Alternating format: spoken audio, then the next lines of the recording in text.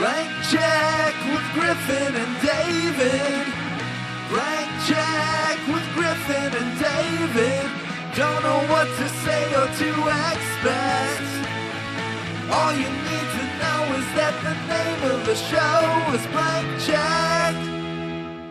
For their courage, I nominated these men for the title of Hero of the Soviet Union.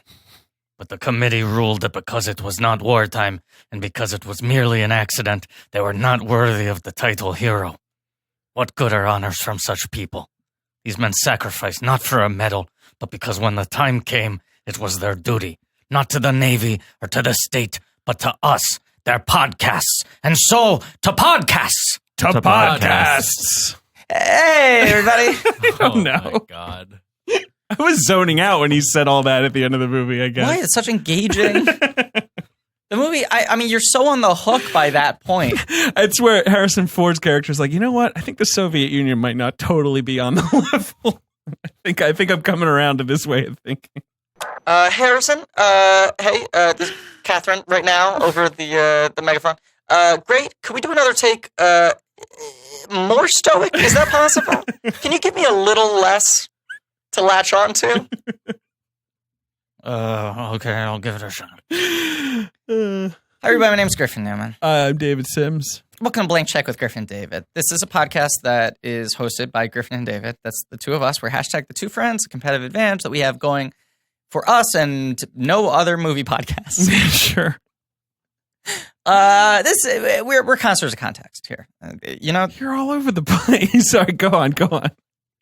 this is a podcast about filmographies. Directors who had massive success early on in their career were granted a series of blank checks, and sometimes those checks cleared, and sometimes they bounced. Baby. I don't know. Yeah. What's a submarine noise? No, I think that's it. Ding. Yeah, Like a sonar noise or whatever. So it appears that it's bouncing. The check is bouncing. But we are connoisseurs of context. Even if I said it at the wrong time, it's true. Sure, yeah. Which is why we're talking about... It just feels like something you like blurt out in bed now. Like, you know, like you just say it at the weirdest times. Well, spoilers.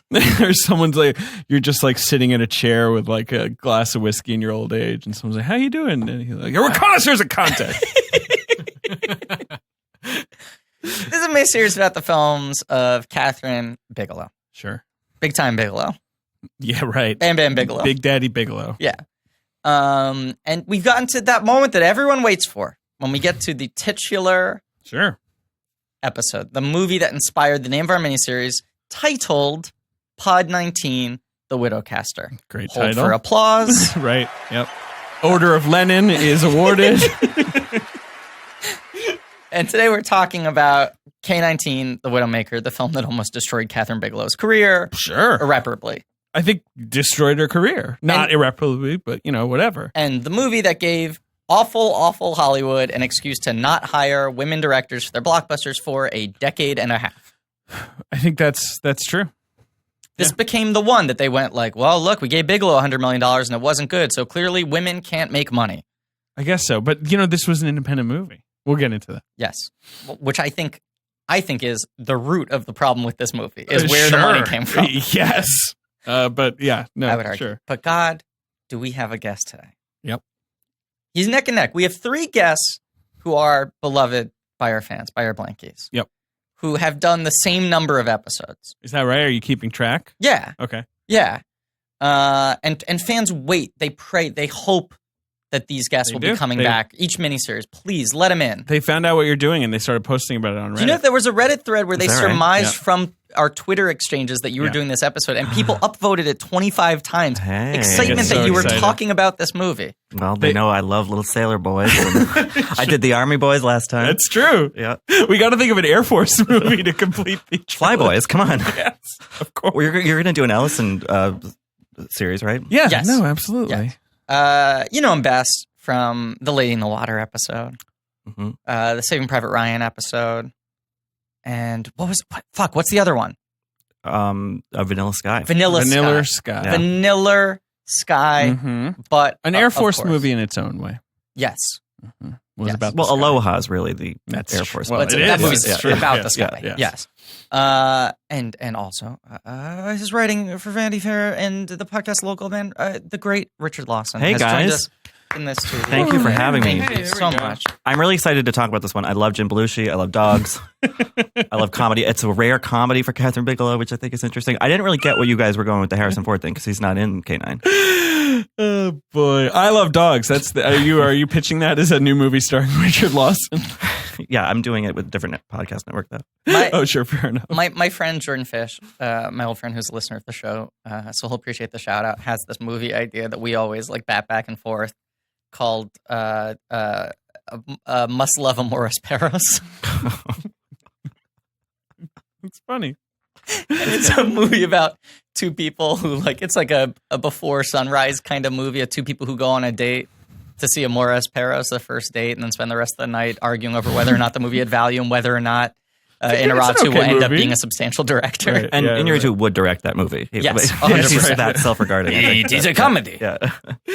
Did you know K-9 is kind of like a Deep Impact Armageddon or like Bugs Life Ants? You know, one of With those Turner and Hooch. with Turner and Hooch. They came out within 3 months of each other. Yeah.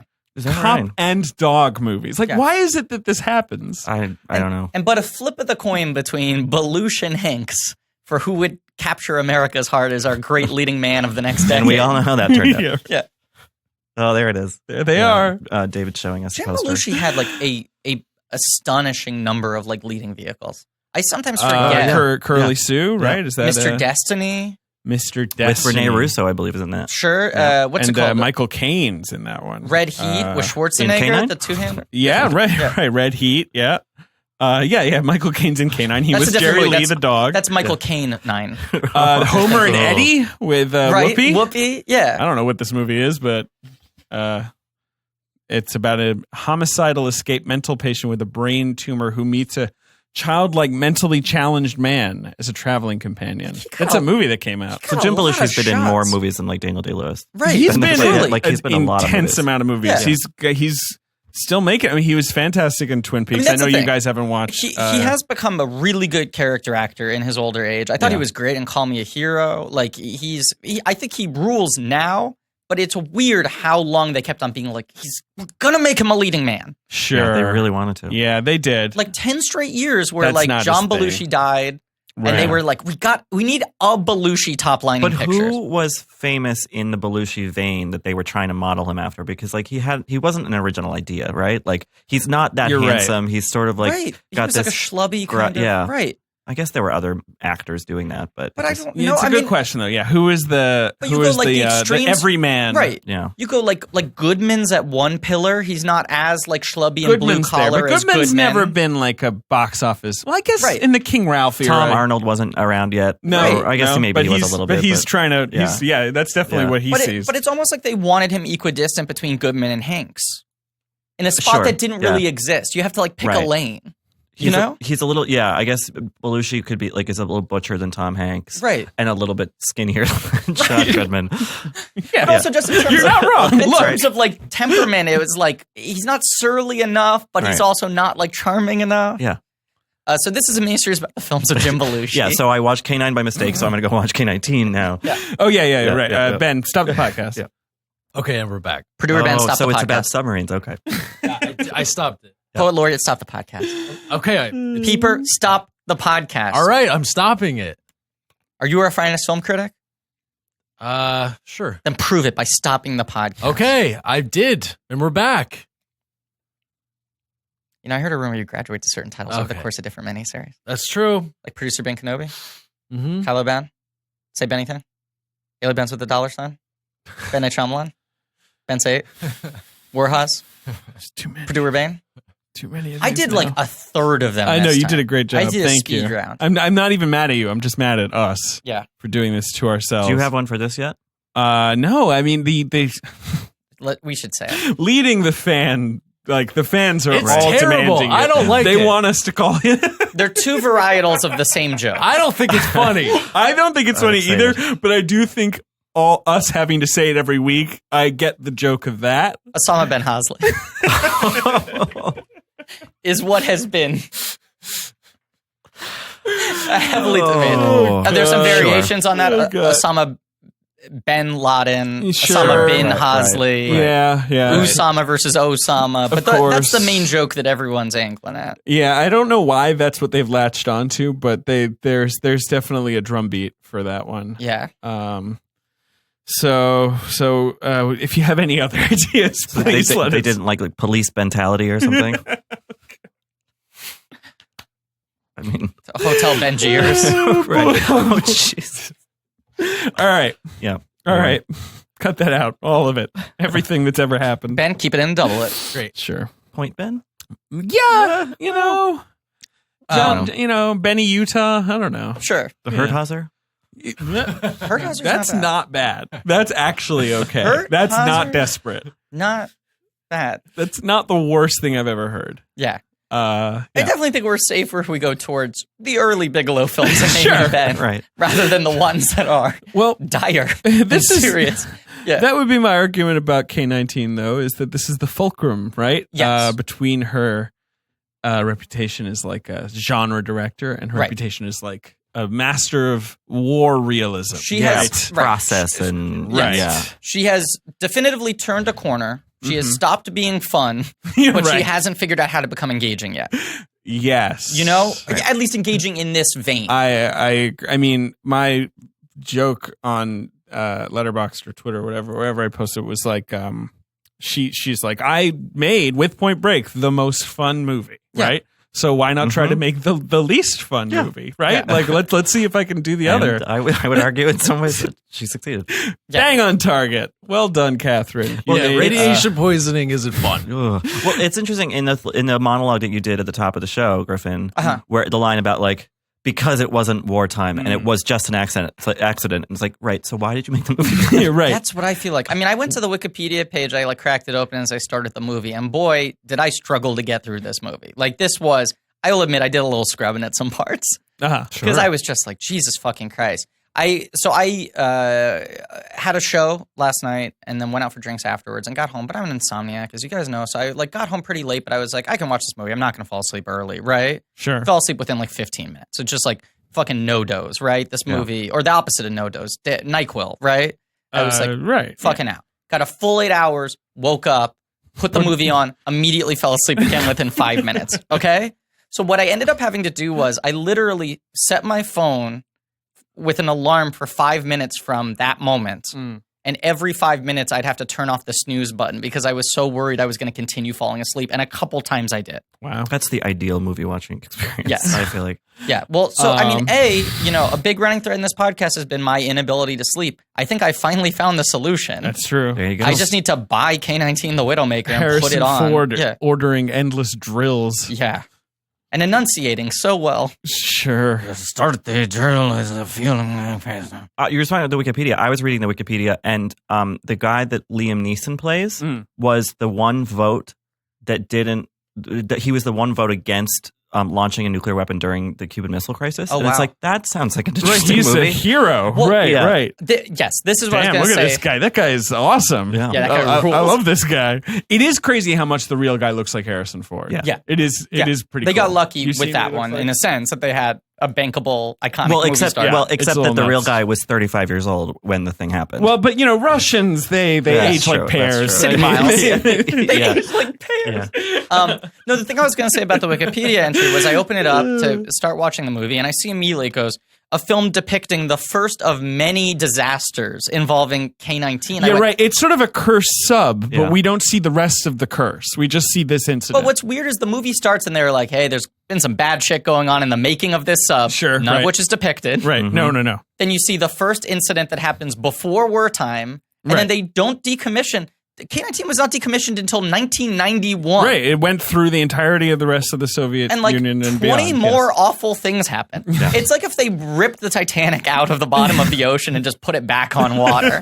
And it just kept on happening over and over again. Like the K-19 you Wikipedia just gave James page, Cameron an idea. Yeah. The K-19 Wikipedia page for the actual sub reads like Groundhog Day. Yeah. Well, the one that really, the women like gluing something onto something. 6 women died from fumes while making it. It's crisis. It is a pretty crazy story, but I just feel like she focuses on, I don't know. Right, and the guy getting hit by the car at the beginning of that, but like people were dying in and out of the sub. Well, subs are there's a recipe for disaster. There's no windows. You can't air them out. No, But only in Polish submarines.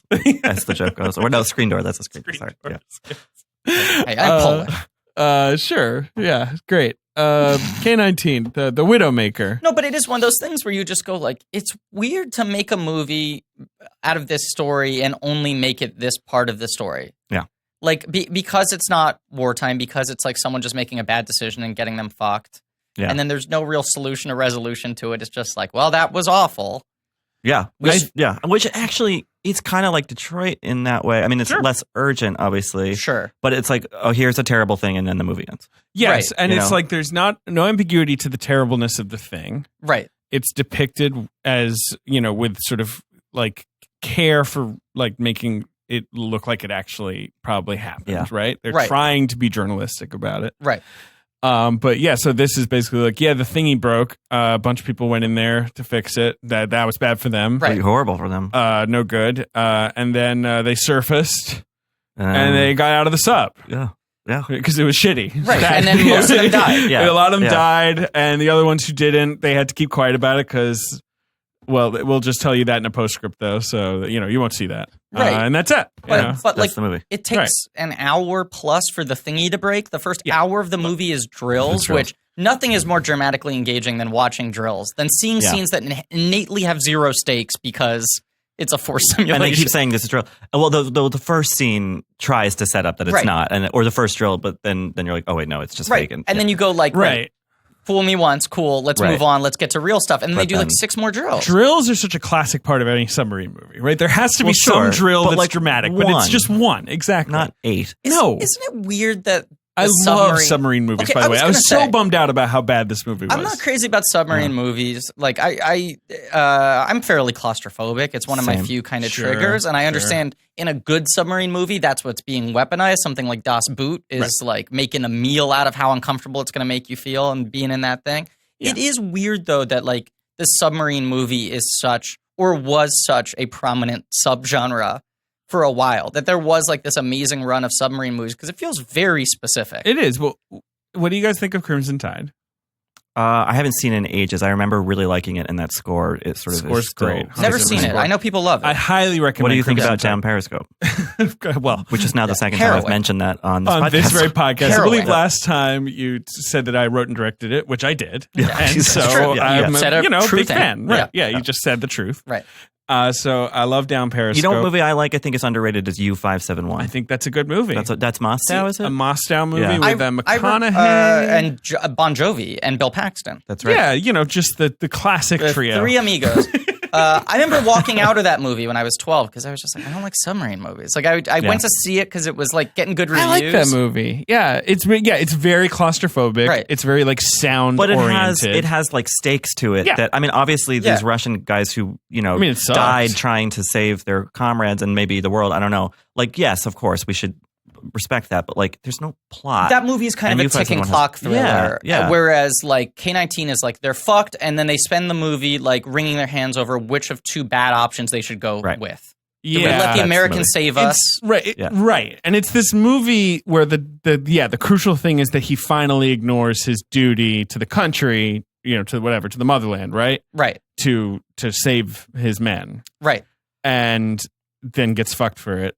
And I think there's something interesting there, but it's like almost so dramatically inert as like a viewer. The last 10 minutes or so, when it flashes ahead to 1989, was the one section of the movie I found very engaging and reminded me the most of what Bigelow becomes in the next 3 movies. Yeah, where it is really dealing with these men in this situation. Yeah. Whereas, I mean, I think we should start from the beginning. I know we're getting into these like larger overview kind of things. Dun, dun, dun. But I think for like the thing that Bigelow likes doing, what she's sort of become now of this like fact-based kind of like docudrama, the grayness of, morality and high-stakes situations kind of filmmaker and very detail-oriented. What's best for her is when she finds a really clean character arc in the middle of it. and she's able to tell one person's story in the center of that with a good performance. Like, you mean like Renner, Hurt Locker, Chastain, and 0 Dark 30. I argue the biggest issue with Detroit, she didn't pick one. That you have four she threads sort of that picked could have one, been. but then she didn't quite commit to it. Right. I think if she committed to one, that movie would work 25% better. We'll get to that in a future episode. Yeah, that we all can't wait to record. Everyone's the Detroit looking forward episode. to us talking Yeah, about it's going to be a party. You want to come back? Yeah, I'll bring the drinks. Yeah.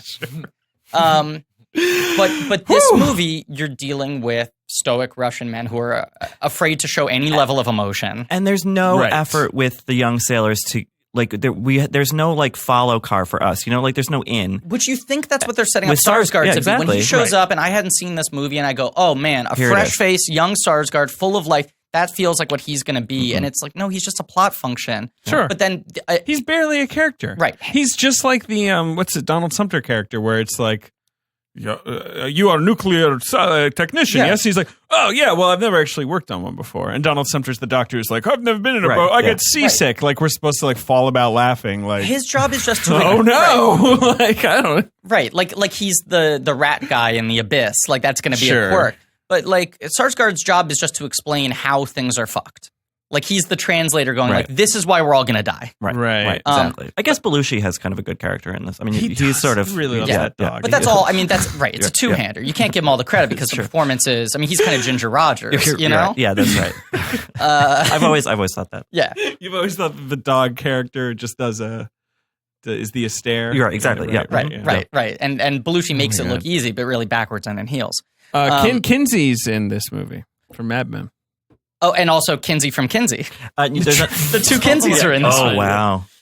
Hashtag the two Kinseys. There's a young actor who has a few lines. He's one of the people who goes into the repair thing. Named, I think James Ginty is his name. Let me find him. And he is a colleague. He's a teacher at Chapin, and my friend knows him. They're on the faculty together. And I was like, do you know this guy? He's quite handsome. Yeah, he was in Surrogates. He was a big role in that. Surrogates. With Bruce Willis and Rosamund Pike. Which is a weird fucking movie. So he was at, speaking of Chastain. And you know who directed Surrogates, by the way? Jonathan Mostow. Jonathan Mostow. Oh, wow. Full circle. Sorry, carry on. But he was at Juilliard in Chastain's class, and he left Juilliard to do this movie, to do K-19. To do K-19? Yep. And Chastain was like, "No, I'm going to chill. She'll come to me." Yeah, exactly. Exactly. Give her 10 years. She's going to want Chastain. Yeah. So, but the thing I was going to say, I think one of the disastrous elements of this movie is not suited for Bigelow's approach, because her stripped down, like brass tacks kind of approach doesn't work when you don't have an emotional center, which this story doesn't provide. And B, having Harrison Ford play this part is a nightmare. Because this is when he was starting to get into his, like, Mr. Wilson. Like, I don't want to have any fun on screen. You know? What was going on with him? This is the beginning of the end. Well, I guess it already started to... Let's do the I think this is the beginning. Because he basically he's done one Random bad Hearts, movie. I would argue... Random Hearts... the year this before? is a selected filmography. Let me get to the real filmography. Yeah, because this is the main thing I want to talk about with this movie. All right, so it is a really interesting... Yeah. Here's Ford. So yeah, and in the early 90s, he's got The Fugitive and he's got the two Jack Ryan movies, right? He's still like Harrison Ford. And he's transitioning nicely into... Salt and Pepper Harrison Ford. I also think he was in Star Wars, right? Phantom Menace? I don't think so. No, the one of the later episodes. Sequel trilogy. Yeah. Right. I guess so. Han Solo. But that's the crazy thing is, like, in this day and age, like, you look at Jennifer Lawrence's career, right? She's got two huge franchises, and then more and more her movies outside those franchises aren't really working. The Russell ones did for a while, right? She's picking some bad projects. Right, and she remains, like, kind of the biggest star we have today. I don't know. Is she going to do a bad Russian accent on that? Oh. Same as Harrison? Yeah, they should retell that movie Bad Russian and make it part of, like, the loose, like, Bad Grandpa. Sure. Yeah, bad Judge, Bad Teacher. Bad Judge. Bad Company. Where do we go? Like, Bad Garbage Man? Like, how far do we have to go in this franchise? Bad Person. Hey, I'd argue. I'm seeing a sitcom on CNN every night called Bad President. Have you ever seen that? I haven't. Bad President. Is Belushi in that? Is Jimmy... Oh, fuck, I forgot what the name of the dog is already. It's named after the great ball. Jerry Lee, that's what he's called. Is the name of the dog in K-19? Yeah, Jerry Lee. No, K-9. No, the name of the dog in Cop and a Half. Jim Belushi probably would do a good Trump. That was right? Burt Reynolds. That was Sally Field. No, that's our shortstop. What was I fucking saying? Well, Harrison Ford. Oh, what I was saying Yeah, is what were you we have gonna people say like about that, or like Downey Jr., who's humongous, but doesn't really do movies outside of Marvel. You know, we have all Sure, these yeah. conditional movie stars like Vin Diesel, who like writes his own check with Fast and Furious, and then when he makes like Last Witch Hunter, I'm the only one who sees it 3 times in theaters. You saw that 3 times in theaters? I didn't. I saw it once. I was exaggerating, but it's really good. It's okay. It's fun. It's fun. That movie's fun. I'd Yeah, say it's I the like best that movie. ever based off of anyone's Dungeons and Dragons campaign. Yeah, well, yeah, it's between that and Regarding Henry, which Sure. was a Harrison Ford picture. Yes. So, yeah. That was based on Annette Bening's Dungeons and Dragons. Few people know. 5 comedy. Oh boy. But Ford, I was like, did Ford really have like that many hit movies, or was it really like Star Wars and? No, he's got hit movies. That's the thing. Like, he's got 3 Star Wars, he's got 3 Indiana Jones, and then he's got like 7 or 8 other huge movies, and like 4 or 5 other like good like doubles or triples. Look, I'm going to give you his 90s because now you're disrespecting Harrison Ford. No, I'm Like, saying I went back through it today and realized how much I had been disrespecting him. I now have paid penance and realized dude had a fucking unbelievable run. because Regarding Henry is a bomb. Okay, fine. But like Presumed Innocent was a big hit. Sure. That's 1990. Regarding Henry, that's a bit of a bomb. But then Patriot Games is a nice, solid double. Now he's got his 3rd franchise. Right. And then The Fugitive is a sensation. Right. That's a big, Humongous. major hit. Yeah. Clear and Present Danger does better than Patriot Games. That Right. makes $122 million in 94. Mhm. Then you got Sabrina, the remake, which is like a terrible movie. And it's loathed. People hate that It's movie. so bad. Yeah. And even that made $50 million. But also, Like, even let's that look, didn't like, totally you bomb. got 2 flops there. His 2 flops are working with Mike Nichols and Sidney Pollack. Right, yeah. Yeah. It's not like a weird choice. I mean, And remaking Sabrina was an odd I agree. choice. But you got like That's a weird movie. You got like remake. 3 hits in between each flop, Yeah, and the flops no. are commendable flops. And it was huge for Melissa Joan Hart, so it wasn't a complete failure. I love that talking cat. You're right, exactly. Yeah. That was a big breakthrough for Greg Kinnear playing Salem. He went from Talk Soup to Salem. That's right. Yeah. Julia Ormond was Zelda. Then he made The Devil's Own, which was a bomb. I mean, Right. let's not talk about The Devil's Own. But then in 1997, Air Force One, which is the One of his greatest biggest movie ever movies ever. made. Wasn't there some scandal with Devil's Own, though? Well, because it's about the IRA. It was very controversial in Britain. I can't remember why. And that's Pakula. And it was a really tortured production, I think, or something. Pakula and- died yeah. during post-production, right?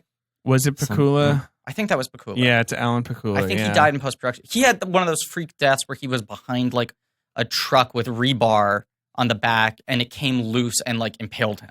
You mean like fucking Baby Femme Driver. Fatale or Baby Driver? Yeah. Like He literally Jesus. got killed by like the cargo of the truck in front of him while parked. Ugh. Yeah.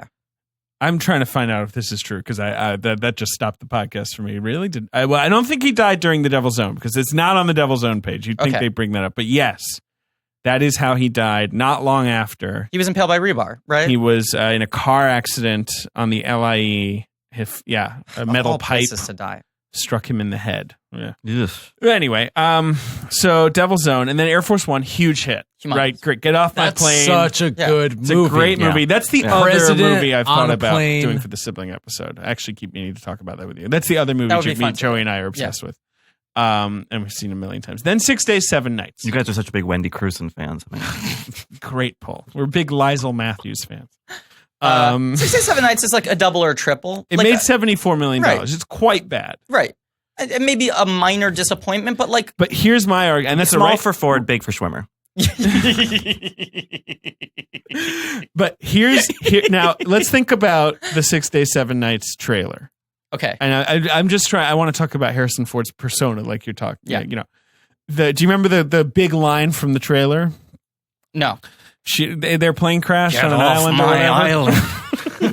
I don't even know what their plane crashed on an island, right? Right. Like, They spent 6 days, 7 nights. The plot of the and movie. she's like, "Can't we fix it? Like, can't we fix the plane? Like, the wing has been sheared off." And he's like, "Sure, we'll just glue it back on." And it's like, all right, look, you've been in a plane crash. Be nicer to NH. He did 3 plane crash movies in a row. He did. He loves a plane crash. But that's, you know, And like, so it's like, why are you so mad, Harrison? Like, Right. he's so grumpy all of a sudden. when people try to recreate Harrison Ford, I think the thing they always forget when they prime someone is like, this is the new Harrison Ford, which I think they mostly stopped doing now, but it certainly used to happen a lot. The thing they forget is that Harrison Ford used to be really funny.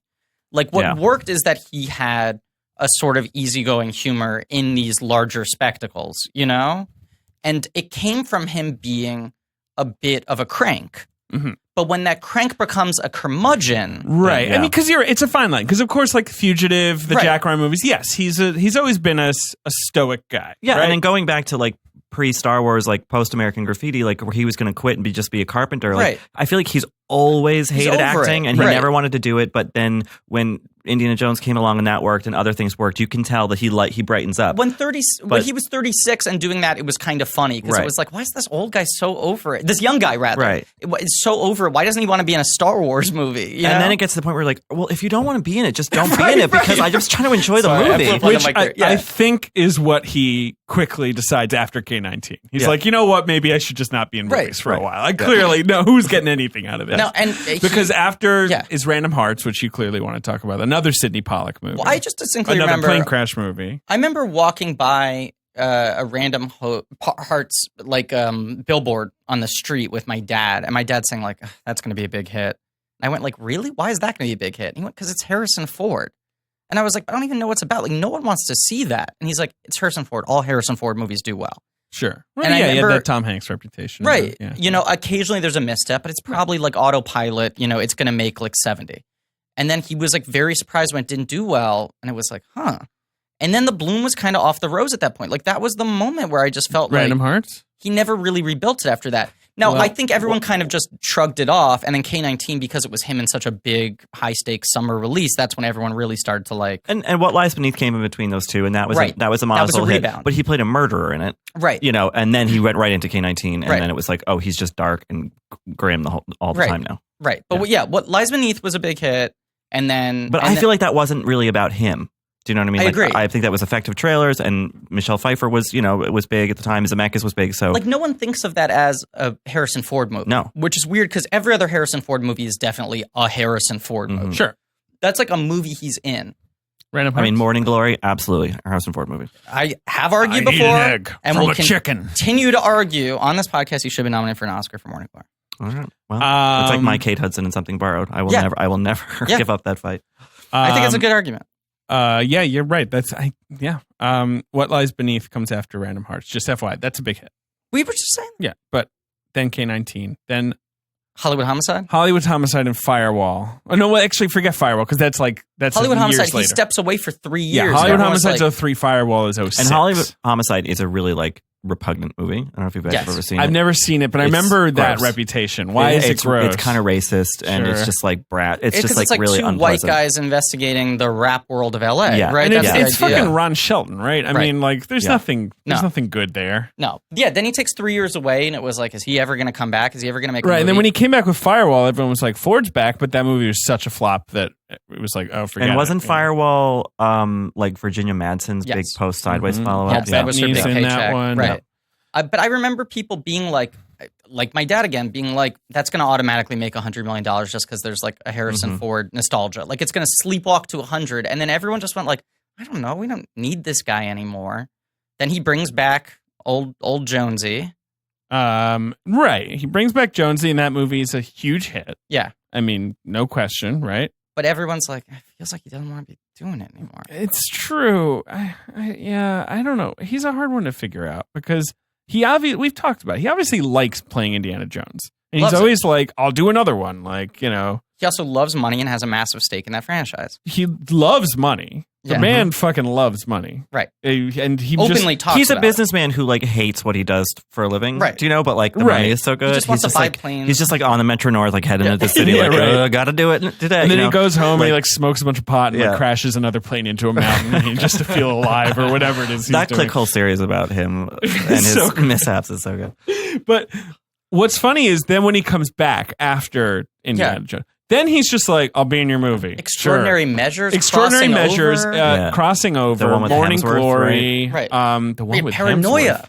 Is it Paranoia? It's called Paranoia with him and Hemsworth. Yeah. God. It's the Yeah. younger And Hemsworth. Gary Yeah. Oldman's in that one, right? Yes. Yeah, Liam Hemsworth and Amber Heard. Right, from the director of Legally Blonde. And in Paranoia, he throws Gary Oldman out of an airplane just for old time's sake. Yeah, I think they were like, cut we it. got to They do cut this it. again. Yeah. Right. Yeah. But Paranoia, like, I think opened outside of the top 10.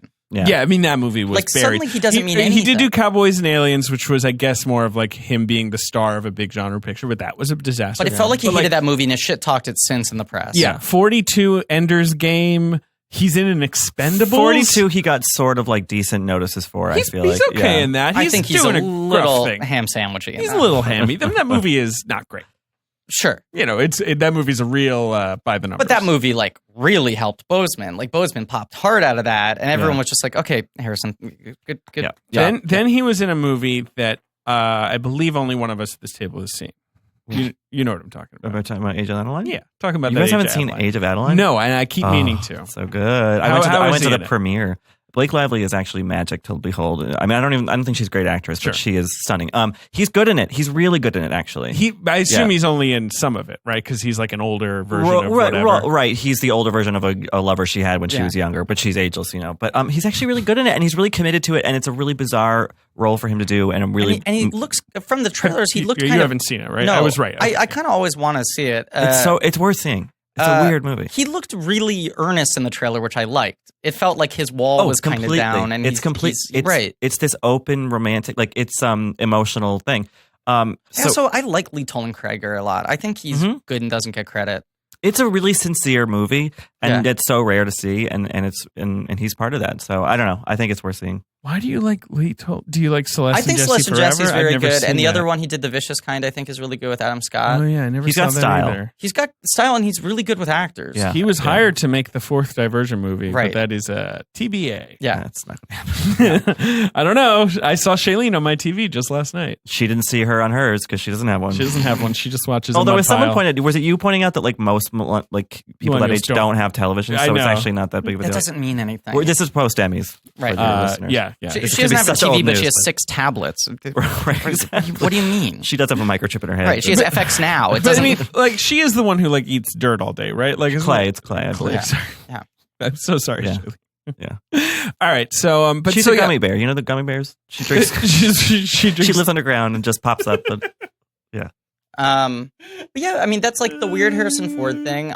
You and I both argue that he is re-engaged in Force Awakens. Some people think he isn't, but I think he's I think in he it. totally in that is. movie. But I think he's really excited to be in that movie because he feels like he has a handle on Han Solo's arc in that. And movie. I think he's 'Cause funny again in that movie. he's I very- think he's got a light very comedic funny. touch in that movie. Yeah. I think he just.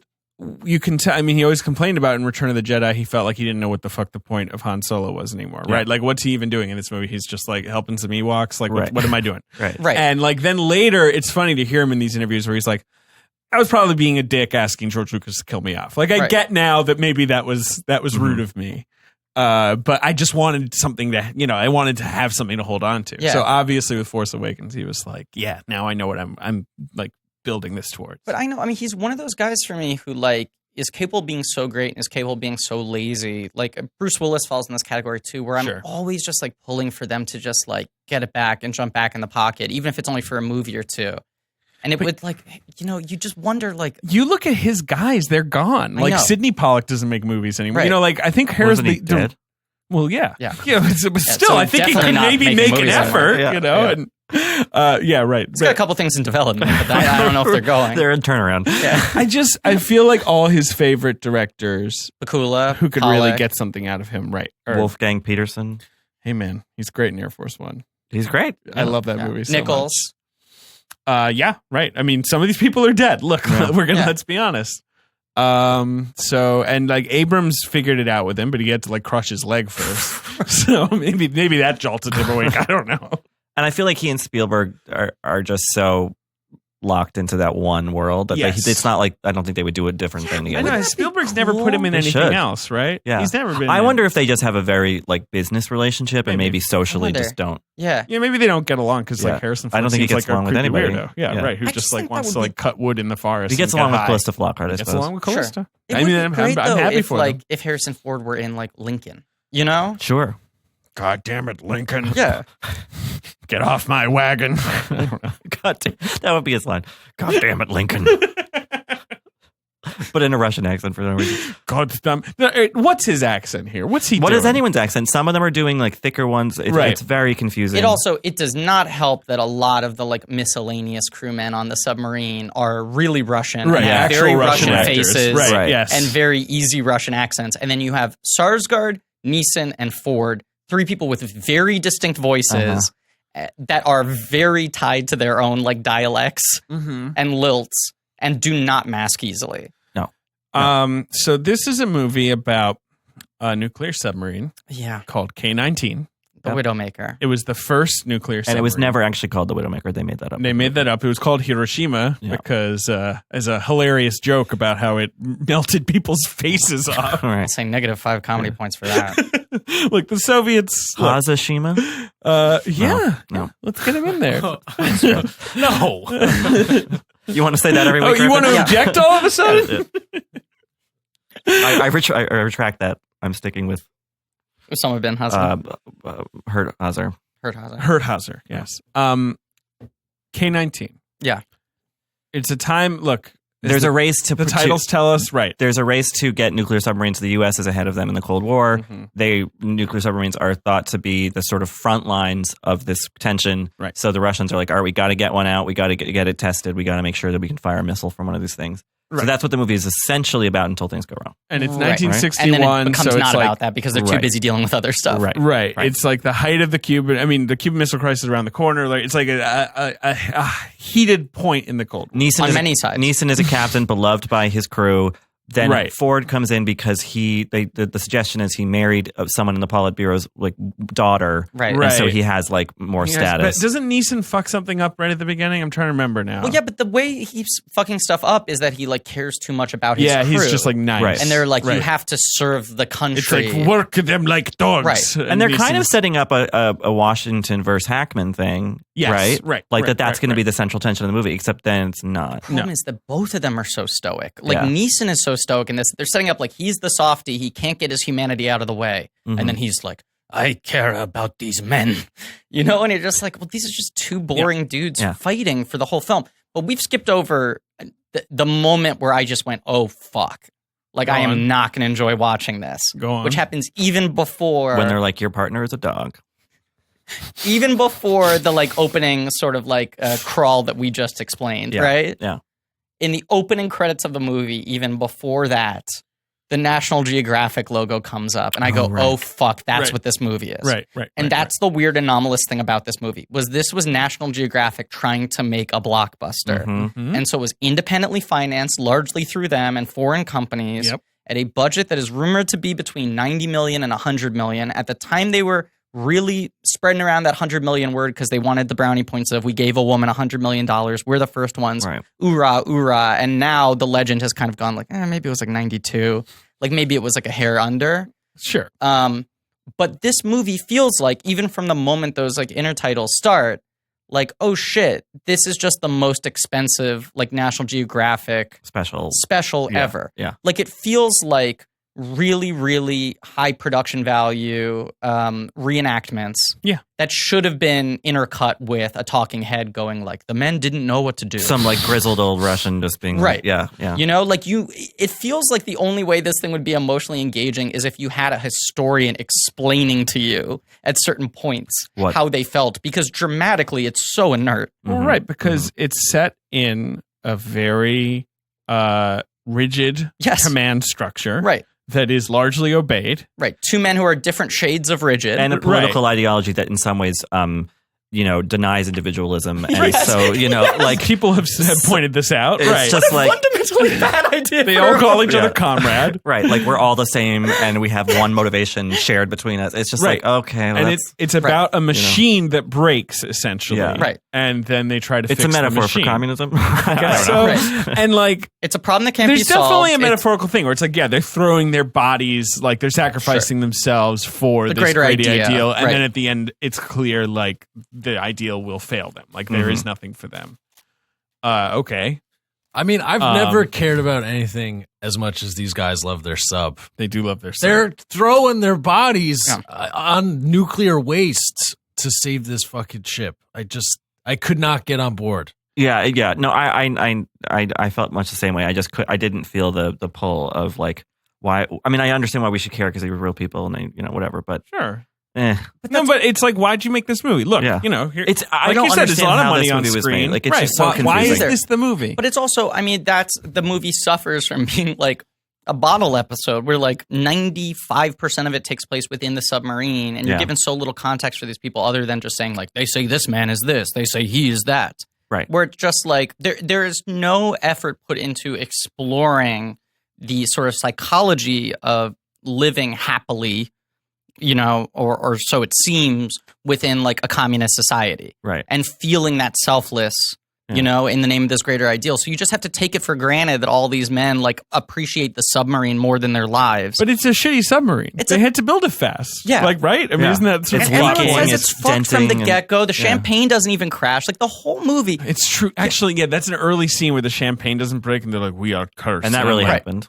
That really happened. Yeah. And then there's this pall over the movie. I mean, not just because of that; it's already there, but that's sort of part of it. And then you're like, "Yeah, and the pall never lifts." The movie opens with a bad drill. And they go like, well, this crew sucks. And it's like, well, but the good news is the submarine is also poorly built. So then they try to fix the crew, but it's like, well, let's swap out a piece of shit for a pile of diarrhea, right? Sure. Like they keep on like getting these like wacky fucking like Bad News Bears crew members. Because the head of the reactor core or unit, whatever, is found drunk by Harrison Ford, and he fires him on the spot. And Neeson's like, "Well, no, wait, this guy actually knows what he's doing." And they're like, "Nope, no, get the kid in." And so Sarsgaard comes in. He's like just graduated from school, right? And you're like, "But the sub is broken. Like, they don't like that's not good." That doesn't make any sense to me because, like, Harrison Ford's like, what is this? He's literally drunk, asleep, slumped over, corner. And like to me, I'm watching the movie. I'm like, yeah, no, I mean, maybe fire that guy. It does seem pretty bad. And Liam Neeson's like, he's never done anything like this before. And I'm like, he went from nothing to asleep in the nuclear reactor. With like a comically large bottle of vodka in his hand. He's just having a bad day. And like, no, this is what happened in real life. This is history. So it's not like, oh, you should have written that differently. But also, why would you choose to like dramatize this?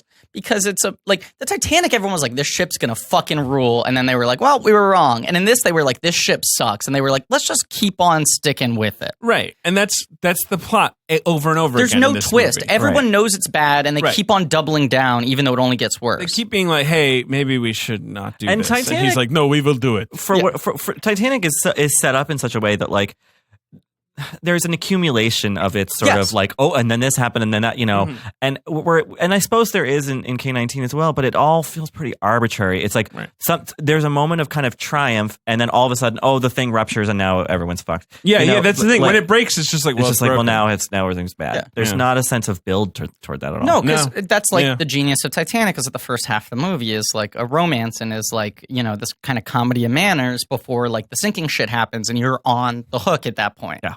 And this movie is just about a fucked submarine that everyone keeps on committing to. Yeah, but also it's a broken boat. That's Titanic has like levels and it takes you up and down through the ship, and whereas the submarine is it's a tube. It's oppressive, which I know is the idea. But if you don't care about the people in the submarine, that's just like this is a slog. But good boat movies get you into like the life on the boat, like Master and Commander, the greatest boat movie ever made, but also like Crimson Tide, like the movies that are like, here's how everything works here. And K-19 is like, no, it's a machine. It's just a shitty machine. Right. White Squall. It's a good boat movie. I've never seen White Squall. I've seen it. Yeah, well, it's got some boys. I like that movie in high school. Bridges Boys. Yep. But yeah, I don't know.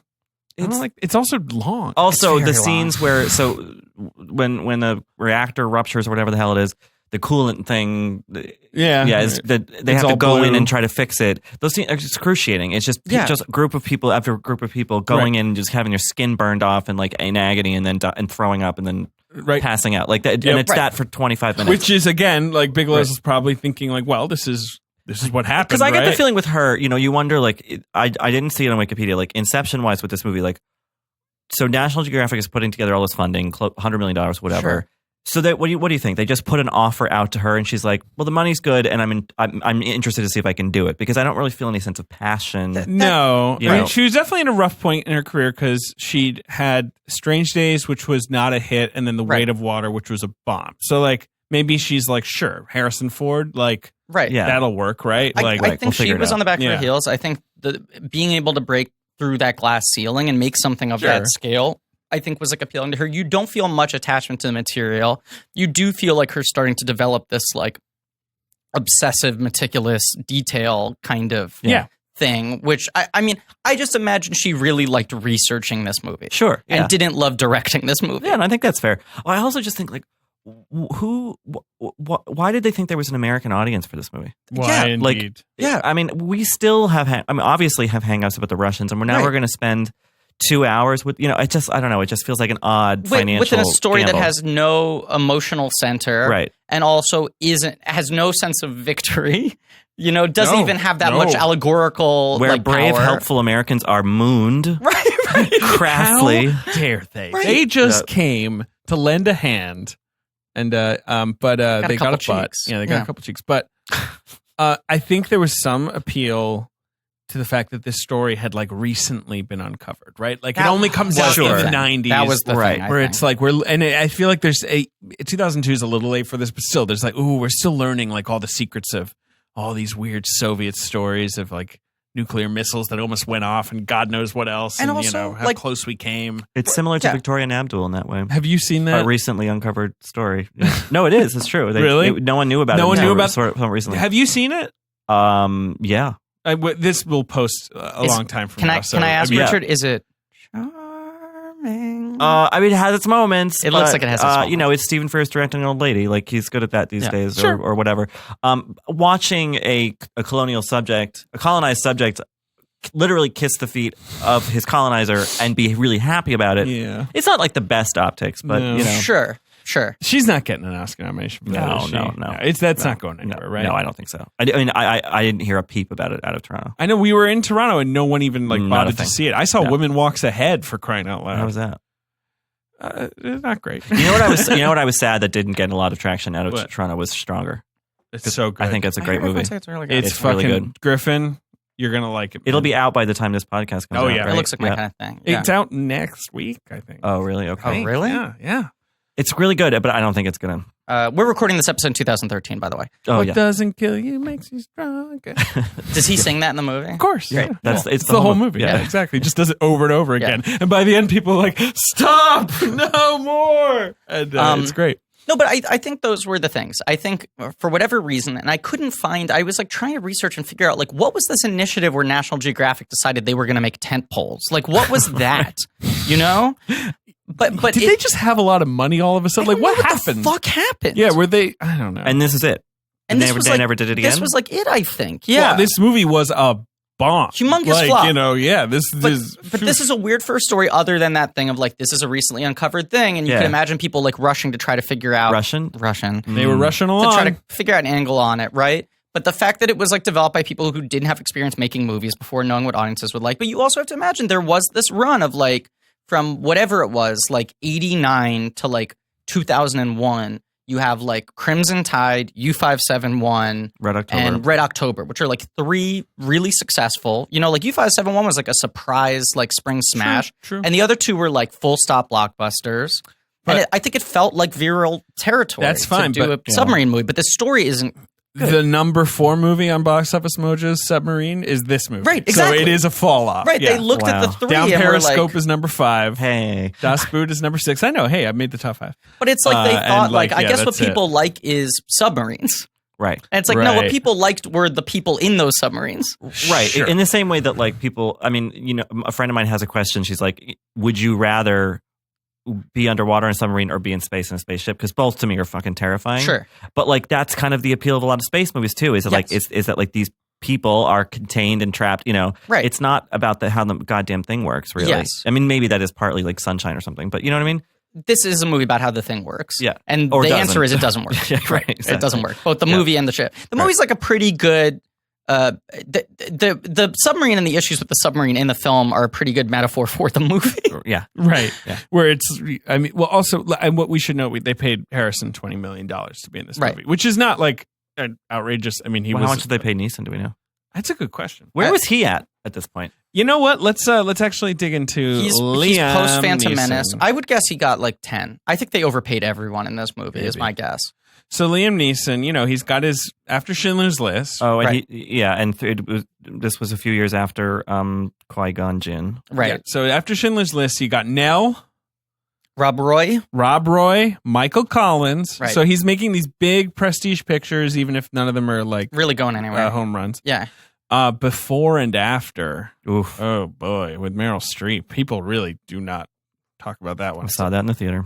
Then Les Miserables, Yeah. where he's Jean Valjean, Uh-huh. very sort of serious, sort That's of the Bill boring, Auguste one. Billy August. However And this you is say his name. real, like, kind of historical, like, hero. I like, think put after upon Schindler's hero List, thing. right? Yeah, That's what right. they pigeonhole him as. Right. And then The Haunting, which is him trying, I think, bust a move and have some fun, but that movie is torture to watch. But that was also, like, clearly one of those things where he had shot Phantom Menace. They knew he was the lead of the new Sure, Star Wars sure. movie, and we're like, let's put him in some blockbusters. In a Yeah. Jan de Bont. Jan de Yeah. Bont, baby. I Yeah. killed Jan de Bont's career. Right. And in this And movie then is he that does- midpoint before. But right. no, I want to get to Oh. it, though, because then he does Phantom Menace 99. Right. Obviously, that's a big hit. In 2000, there's Gun-Shy, which is one of the weirdest movies ever made. The Sandra Bullock. Sandra Yeah. Bullock, Oliver Platt, where Liam Neeson plays like a hitman with IBS. Oh, That sure. sounds like my kind of movie. I know. Have you never seen Gun-Shy? No. It is weird. Okay. Huge bomb. And then, I mean, it Attack of the Clones. He's not in that. So it's a movie about pooping or not? Or it, Yeah. what- Yeah. Interesting. Pooping and I killing. would love this. Yeah, it was a huge bomb when it came out. People Okay. hated it. It barely came out. Then in 2002, it barely came out. Yeah, it popped its head out. K-19 and Gangs of New York, Sure. which I think he's So so good good in in Gangs Gangs of of New New York, York. I agree with and that. you know, Yeah. just Small part, though. small part, but that's why I feel like Scorsese's like, and obviously that was supposed to come out a year earlier, but like, Yeah. People have always wanted to work with him, right? yeah, I think Like, he's a good guy. He doesn't seem to suffer from that. No. And then, only a few years later, you got Batman Begins, and Chronicles then of obviously, Narnia. He becomes like a sort of steady hand at the side of a big blockbuster. and then we get like the Neeson we know now, which is basically like the workaholic who's in a zillion action movies and right. And does some middling dramas off to the side, like Right, indies yeah. every couple of years. he's pretty reliable. Seems to have a sense of humor. He did about just himself. say I'm done. recently that Right. he's like, I'm 65 fucking years old. Like, I mean, I'm not. he's old. Yeah. How much more of this? I mean, can you I think do? I've said this before in the podcast, but Liam Neeson's like the same age as my father, I believe. And anytime I see a Liam Neeson action movie, I imagine my dad Right. going through the same action. And like my dad, like barely like walks more than 2 blocks to get lunch. You know, Right. Yeah. he's also not built like an action star. He's so fucking big. He's very big. He's Frankenstein's I just monster. saw him. Yeah. Richard, did you see him at the dinner? Mm-hmm. And he's so tall. Yeah. But very skinny. Yeah. Right. I saw it because he was in Mark Felt, which he's okay. But he's just got like huge Oh. hands and like a big head. He's, And, like, Yeah. He's not graceful in a sort of. He's sort of a fighting way. Frankenstein-y kind of guy. yeah, apparently he's got a Mondo dong. I mean, so Yeah, they all that's say. what they say. Right. Have you guys ever seen Third Person? No, Oh, that's the Paul Haggis movie, Ooh, right? Yeah, that's a vanity project if ever there was one. But I he's- really think Paul Haggis is going to bring it back. Well, Show Me a Hero's really fucking good. It is, but I mean, he didn't write that. But that's why it's probably pretty good. He's a decent director. It's sure. the best directing I think he's ever done. Show Me Here was I was a big Excellent. fan of. Yeah. Yeah. But what I was going to say is the key to, I think, both his work in the bigger blockbusters, right? Like in Narnia, the Phantom Menace, and Batman Begins, and then Right. also in his later, like, Charles Bronson action hero phase, is that there's this weird, like, wounded sadness to him Well, yeah. when he's doing this exposition. But in this, he's so bland. Like, Yeah, he is. He's I find really him one of those lost actors in who I this almost movie. always find compelling, even if the movie's bad, because there's so much humanity to him. Yeah. See, for me, until his kind of more recent iterations, Yeah. I had always been like, oh, Liam Neeson, like boring, like Like that 90s list I isn't read he with in like that- Michael Collins. isn't he and in That got Les really Mis. boring. Is Yeah. he in that boring. movie Summersby? No, that's Richard Gere. Yeah. But there was some movie yeah. that my mom really liked that Liam Neeson was in, and I was like, ugh. He was And- like a mom crush guy Yeah. who was kind of like Sure. whatever. So Right. him in this, when when I was a teenager and seeing the trailers for K-19, Yeah. and Harrison Ford hadn't done anything, like. egregious. Yeah, right, but yeah. but Neeson, I was just like, ugh, like, Yeah, who cares? I didn't care. So Yeah. it's weird casting because it's big name casting, but both actors were at weird spots. Yes. It just didn't. They both get above, Yeah. above the title casting, but then the poster makes it clear like who this movie It's is. a big red Yeah. Ford head. Yeah, it's just Yeah. Ford and then a submarine. Right. Neeson is Right. nowhere to be seen. And then in the movie with Ford's character, I was paying as close attention as I could, being that I was also bored. Yeah. And also just like bummed out. Yeah. That this weird turn where it's setting him up to be this oppositional villain, sort of like this Sure. maniacal captain, and then they sort of agree, and then right, everyone's he gets on, ground down, and he's like, and then yes, everyone's he's like bad. on his team again. I don't know. It's just there's no arc. I don't know. There isn't much of an arc. Yeah. The relationship that's at work here really is Ford's character and the Soviet Union, Right. like the motherland, Right. And he finally breaks with. But there's no Ford does nothing to show you any progression. No. At all. But that's why I kind of like the He end of just the movie. goes from being gruff about one thing to being Right. gruff about another thing. Right. The sort of CODA stuff after the fall of the Berlin Wall, I think the two of them are pretty dialed in. And watching them sort of try to sort through these emotions that they've repressed for decades. They've got some old age makeup. Which I think is well done, Which is actually. funny because they're almost the age. Yes. They're the actual real age. You know what I mean? right. Like, Yes. Which is Yes. why I You're think right, it's so right. well done, is they Yeah. just like took some of the young age makeup off of them. Right. You're right, because Ford is about 60 when he makes this movie. Yeah. He's playing a man in his 30s, as you say. Yeah. And Neeson Yeah. was probably 50. Yeah. Sure. Yeah. How Right? old is Yeah. Neeson? Yes. Neeson's about 50. Yeah, Right. exactly. And both of them are supposed to be playing like 35. Sure. But they give him the Joe Paterno classes. Like, I just Yeah, thought, the tufts of hair. It's right. good. Yeah. But I felt like watching these two men like struggle to emote and figure out how to like acknowledge what they went through Yeah. and all that sort of stuff. I was like, man, the movie could almost work if it was going back and forth between the two timelines. You know, if Sure. it was more about them processing what happened than it was about the actual thing. Because to watch like 2 hours and 15 minutes of the thing just gets really repetitive. Mhm. I mean, if I just laid out the plot of the movie, it's Yeah. he gets put on the sub. He does a bunch of drills. That takes a long time. A lot of drills, right? A lot of drills. Drill, and Drill, Liam baby, drill. Yeah. Drill, baby, drill. Sarah Palin's there. Who are 'cause these she can guys? see them. Because it's From her house. She's waving. Yeah, right. Hey, who are they? Daniel Plainview? Because they won't stop drilling. Great. And they never hit oil. Nor milkshake.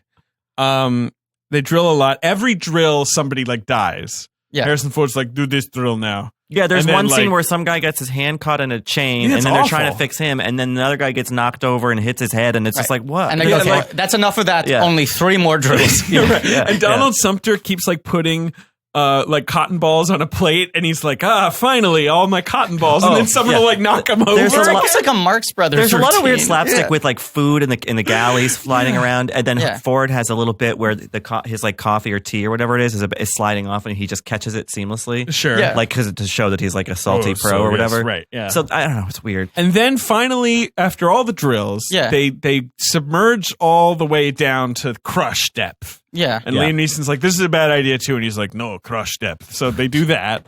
And that's boring because And then it's they go- just watching like a meter tick along. And then there's some CGI denting. yeah, like, right. but they outside. survive the crush depth. Then they go but back Liam up. Neeson throws a hissy fit about it. They go back up. They shoot the missile like Yeah. a test. Right. And that works. And then they they're all like, pat themselves on the they're back like, and they're like, "Hey, we did this great." unnecessary thing. right. They- It's all that, like an hour and 15 minutes, Oh, if not yes, longer, Correct. to build up to a successful test launch of a missile. That's it. That's like And that's then it. they do, and then immediately later they do the fucking one nuclear thing- reactor blows or breaks. They do Yeah. the one Right. thing that always happens in movies about foreign cultures is that to prove the character's humanity, they have them play soccer.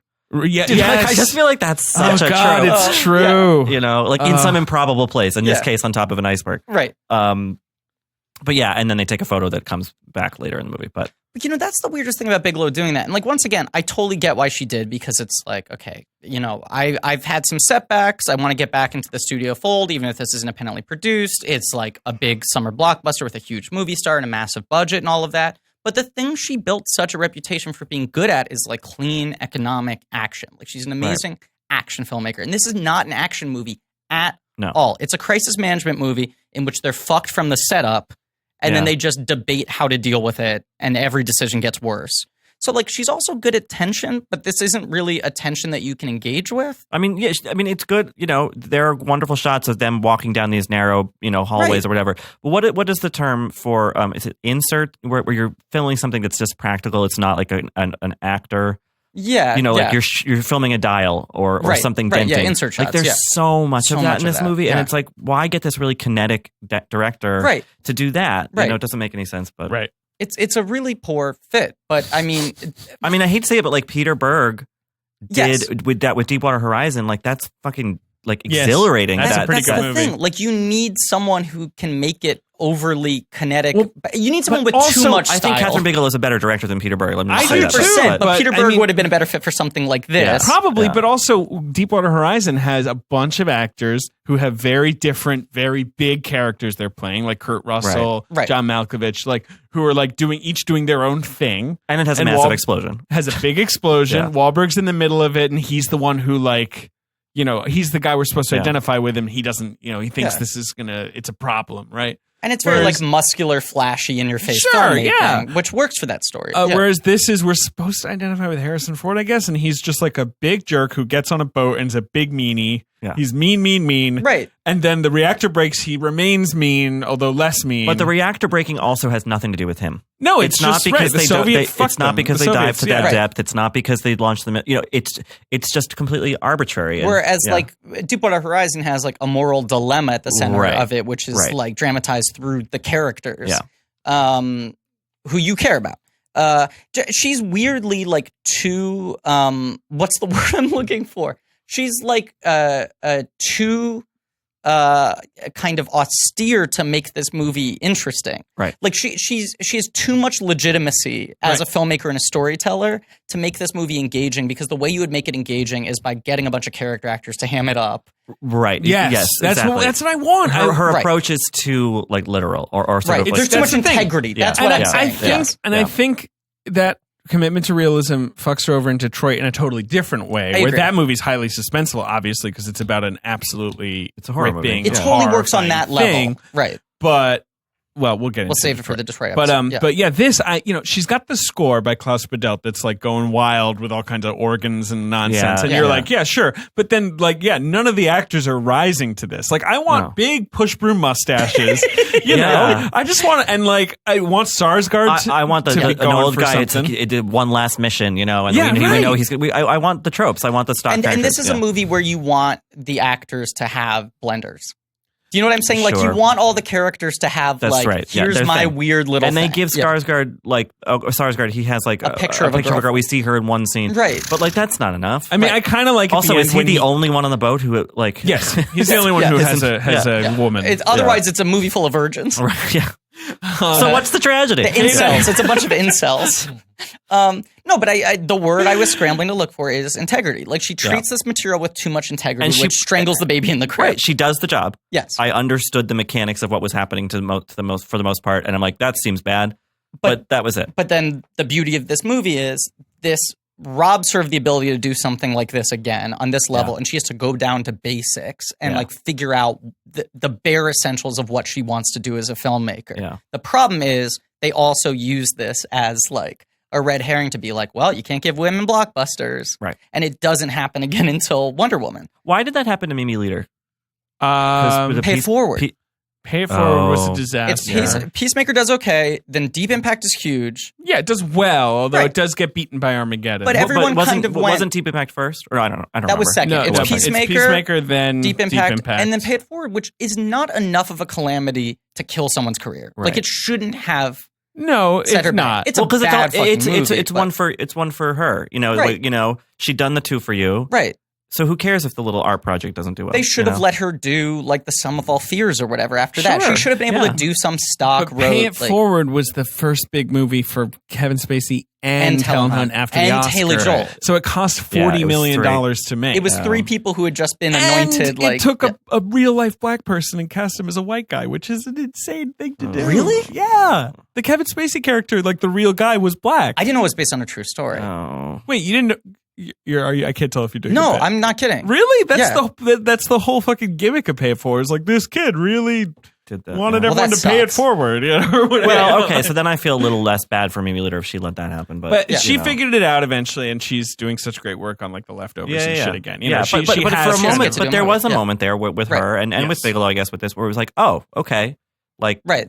proof. But then, And Bigelow had always worked at a lower tier than even Leader got to go Yeah. up to. You know, she was always doing like $40-50 million movies tops. and she came rocketing out of television, like Right. you know, Sure, yeah. she was from ER, and Right. she'd But made a splash. But it was like there was this zone where it was like before this and after this, no woman was getting above $60 million as a budget. Right. And you get a couple people who like in the years after K-19 where it's like, oh, they give Karen Kusama like 60 to do Aeon Flux right, after Monster, and then that like crashes, you know? yeah, You get those attempts, and then now, you know, it took like Warner Brothers was backed against a wall and couldn't not hire a woman. Like they knew how much public shaming they were going to get. And I also think they gave Patty Jenkins a lot of freedom because they thought Suicide Squad was more important. You know, they Right. thought Batman vs. Superman was more important. They had their eye on other balls, and they also felt like, well, you know, like we can't oppress her and her creativity because then we'll look bad. So let her fail on her own terms. Well, no, so they'd already had the fuss with Michelle McLaren. Exactly. Yeah. Right. And but Patty it's like- Jenkins had been signed on for a Thor movie, right? Yes, Thor Thor 2. 2. Right. But you look at like, okay, so Thor 2 ends up hiring Alan Taylor, right? Who's Right. like a total Mimi leader, like a guy who did a bunch of Game of Thrones, like a good TV director. Sure. And he apparently did not work well with Marvel, even after they had fired Patty Jenkins. And they mostly fired him from the movie and reshot a lot of stuff and recut a lot of stuff. And Feige really kind of like directed that film, right? Yeah. And what does he get after that? He gets to do Terminator Genesis. Yeah. Like he gets to do another and he- huge, He wins the Oscar. right? And then he wins For Best Terminator Director. Genesis. Yeah, Yeah, of that won the course. Big Five, right? Yeah, they had. Yeah. Jai Courtney. Jai Courtney. Oscar winner. Amelia Clark. Is it Jay Courtney? I think it's I right. should make fun of him because I did see The Exception, that not little Nazi thriller that he was in last year. That's really good. He's good in it. I like him in Jack Reacher. He's a big sack of potatoes. Oh, Yeah. sure, yeah. He's got a big Yeah. potato head. Mhm. But yeah, that's. I mean, it's a great example of But like. Do you think that Wonder Woman changes anything now? I think it will. little I bit. mean, this is what I I think think a is little bit, yeah. frustrating. Not just Wonder Woman, but also her getting the big paycheck for Wonder Woman Yes. too. You know, her like Right. negotiating Yeah. like that awesome well, deal and the all that thing that stuff. helps her so much is that the other DC movies have been so bad that it's so cut and dry that the only reason that movie works is because of Patty Jenkins. Like it's so clear. Like everything that's good about this movie is the opposite of all the movies they were micromanaging. Right. So you have to give her full credit. You can't spread it around anywhere else. I think now it becomes a trend. And the shitty thing in Hollywood is progress only happens if it feels like a fad, if they think they can make money, a quick buck off of it. So I think they're going to be a lot more blockbusters directed by women. Right. The annoying thing is if a couple of those don't work, then they'll Then go they're back back to to blaming the- them yeah. again. Maybe. Yeah. So you hope that these next batch work pretty well, you know? Yeah. You want to get to a point where it's like Alan Taylor and it doesn't matter. And they don't go like, well, white guys can't direct blockbusters. Like it doesn't represent anything greater. But I think Bigelow, got into this territory where like our friend, past guest, Mike Ryan, I was having a conversation with him where he was saying like the thing that's going to happen with Patty Jenkins now is what happened after Bigelow won the Oscar, where anytime there's a big blockbuster, they say like, we went out to Catherine Bigelow and offered her the job and she said no, so you can't blame us. We tried to hire a woman.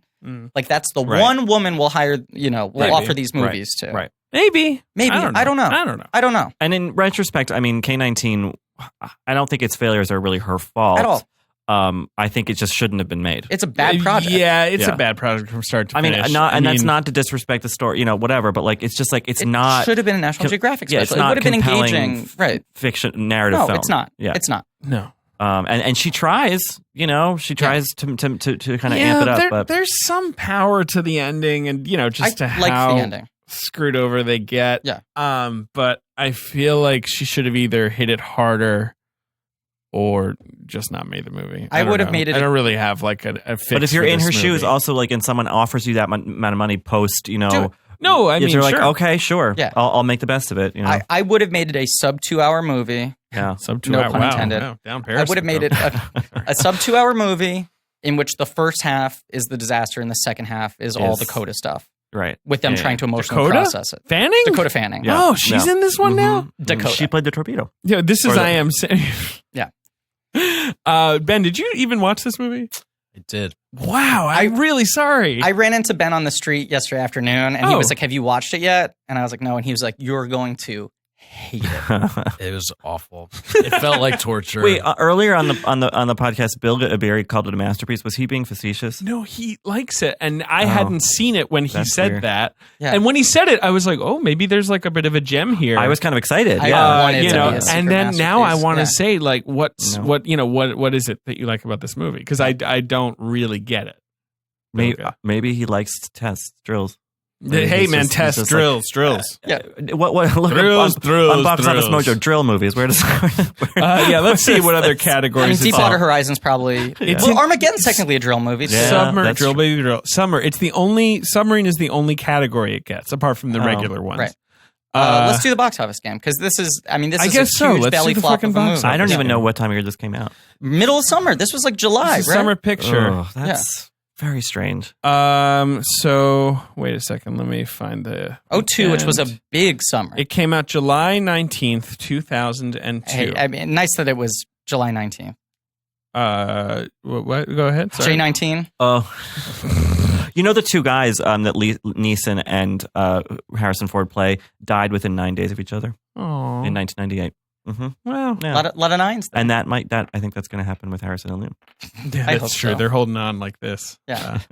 It debuted number 4 at the box office with $12.7 million That is on a catastrophic. reported $100 million budget. It grosses 35 domestic, Yeah, nightmare. 30 foreign for a 65 worldwide total. Yeah, I mean, 35 would have been the lowest opening weekend they were comfortable with. Sure. And that was the final total. Adjusted, it made $53 million. Not good. But adjusted, it would have cost No, I know. $160 million. I know. Right. So it's Okay. it's sort of it's a weird weekend. It's wow. 2002, This is a right? wild Or three? weekend. Mhm. So this 2002. is, Spider-Man opens like 2 months earlier. The blockbuster game changes. Mhm. We have $100 million openers now. Yeah, Spider-Man has made $402 million in 12 weeks. Humongous. He's sitting at number 22. So number 1 Mhm. at this box office. I have a guess, Okay. but I want to hear how you set it up. It came out the week before, debuting at number 2. And On less screens, and they up the screen count week 2. No, yes. They upped the screen count a little Road bit. to Although not Perdition? much. Yes, Road to Perdition. It rose done. to number 1. I remember Road to Perdition, the a rise. summer movie. Yeah. Like for like a movie where it rains all the time. Tom Hanks murders a bunch of people. A summer with a Tommy gun blockbuster. that he named after A himself. Hanksy gun. Yeah, I made my grandparents come and pick me up at summer camp, sleepaway camp, so they could take me into town and go see Road to Perdition. Oh yeah, I love. I saw that with movie. my dad. I feel like that's a Yeah. good, I think it's a- generational movie. I think it's a terrific movie. I do It's too. My favorite Sam Jude Mendes Law's movie. really good. I would in agree. that. Jude Law's Jude Law's so phenomenal in good. it. Daniel Craig the is kid phenomenal in from it. Teen Wolf, and Tyler and, Hoechlin. and, And, Everybody I Wants watched Some. Everybody Wants Some on a plane. Sure. When I was Wow. flying to Telluride, and I went to Telluride. Oh my gosh! Wow. And Humble brag. Up and yeah. down mountains. and I'd seen it already. Sure. But I kept covering the screen. I you was were getting embarrassed. riled. I was just embarrassed. I was like, I thought like it was like a little too like raunchy for a plane ride. It's a raunchy movie It's considering cute, like though. there's not a lot of sex. I love that Yeah. movie. I think it's a great movie. I think it's good too. Do you remember there was like a big thing? I think someone like Variety or the New York Times wrote a big trend piece on how because Road to Perdition like really legged it out and crossed $100 million and kept on playing well like weeks into its release, and it was because older women were really attracted to Tyler Hoechlin or whatever his name is. Yeah. Wait, but he was like Yes, very young. but he's got this weird man face in it. Yeah, I know. what you And there mean. was this whole big thing. Someone wrote a piece. I will try to find it I and could post it see to our Reddit Yeah. about how like 50-plus-year-old women were like, that boy is so handsome, and we're going to see it like he was their little Leo that they had to keep on sure. seeing. Okay, yeah, I can. I get I that. guess so. A good movie, a weird summer blockbuster. I felt the same way about Paul Newman, so I was. Sure. He's great in that movie. Craig is also so good in that movie. Craig, I said that was Daniel the first Craig time I is took great. note of Craig. Yeah. For sure. Yeah. And that was Mendes drawing from the British theater. Yeah, I world was that like, he who knew is so he? well. Who the fuck is this guy? And then Um, Jennifer Jason Leigh is good. Jennifer Tucci's Jason good, and then you get a Leigh. touch of the Tooch. And there's There's that a little touch of boy, Tooch. who's Bank manager? the other brother. Yeah, who's Liam in a Aiken? series Liam Aiken. Thank you. Yeah. series of unfortunate events, that one. Yeah. That one's got a killer Brad cast. Silberling movie. Killer cast. I mean, Jesus, they were murderers. Yeah. I don't know. All right. I have no Hanksy idea. Goes Dark. I really do think that movie's good. I just think it's crazy that it opened in the summer. Insane. Because it's such a fall or It's an winter autumnal movie. It Yeah. really is. Yeah. Number 2. So Road to Perdition, its second weekend, made $15.4 million, just FYI, which is less than it made the weekend before. But that's that thing But they it, used they to do. boosted its theaters, so like They yeah. used to do that, and they don't do it much anymore. I The remember them doing DreamWorks the movie. exact same thing with Bridget Jones's Diary, where you like open it the first weekend like fairly wide, like 1,500 screens. Right. and you open it like 2 or 3, and then you get some good word of mouth, and then the second weekend you push it over 2,000, and then you hit number 1. Right. And people, ain't nobody got time for that anymore. No, they just open but wide. they do platform releases though. Right, but those are usually you smaller start movies, I real guess. small, Yeah. right? Like Yeah. it's rare that you would start basically wide and then go wide. Not that kind of studio platform. Right. You know? Right, Yeah, right. it's weird. It is a weird approach, but it worked. Was I this mean, his Road to Perdition first made a lot of movie money. after American Beauty? Yeah. Correct. And then Jarhead was after. Yes, Yeah. and Road to Perdition was so hyped as an Oscar movie, obviously, because it Yeah. was like, you know, like, Is he a blank check guy? Yeah, Mendes, for sure. yeah. Right. Yeah. I just hate two of his movies so much. But Which one? I probably hate the same two. That you Revolutionary Road and Away from Her. Away we go. Away We Go. Away from Her. Forgot Away about from that Her is a good thing. movie. Good movie, Actually. yeah. Away We Go is terrible. Yeah. Yeah. Away We Go makes me want to like throw myself into the Hudson River. It is a relic of its time in the way that like Singles is or Yes, Empire sure. Records is. It's just like that movie Yeah. would never be made a month earlier or a month later. It's It's just like so true. Yeah. Revolutionary Especially with that Road cast. is Yeah. just a movie I think that is just a total misfire. Like I I like agree. the book it's based on. it's I don't like, completely dead on arrival. Yeah. agreed. And Like, it Spectre's really like one is of the most first- expensive shrugs in history. Yeah. Oh. Yeah, well, Spectre's bad. Yeah, Spectre is more just bad. Boring, Though. Like, right. yeah, it's like I mean, there's even some good set pieces in it or whatever. It's just like that's obviously a movie the studio fucked with a lot and like whatever. This is Podway from Cast, our miniseries on the films from Paul Sam Mendes. I would do it. I mean, he's a funny guy because I never have been able to figure out if he has a real point of view or if he's just like a good actress director who like hires great DPs. That's the big thing with him is everyone Yeah. was like, He works with such great DPs like So- Conrad Hall and then Deakins and like he likes like setting these things Yes. up. Romley Newman, past and future guest, a longtime sister of mine. She First time, long watched- time. First time, long time.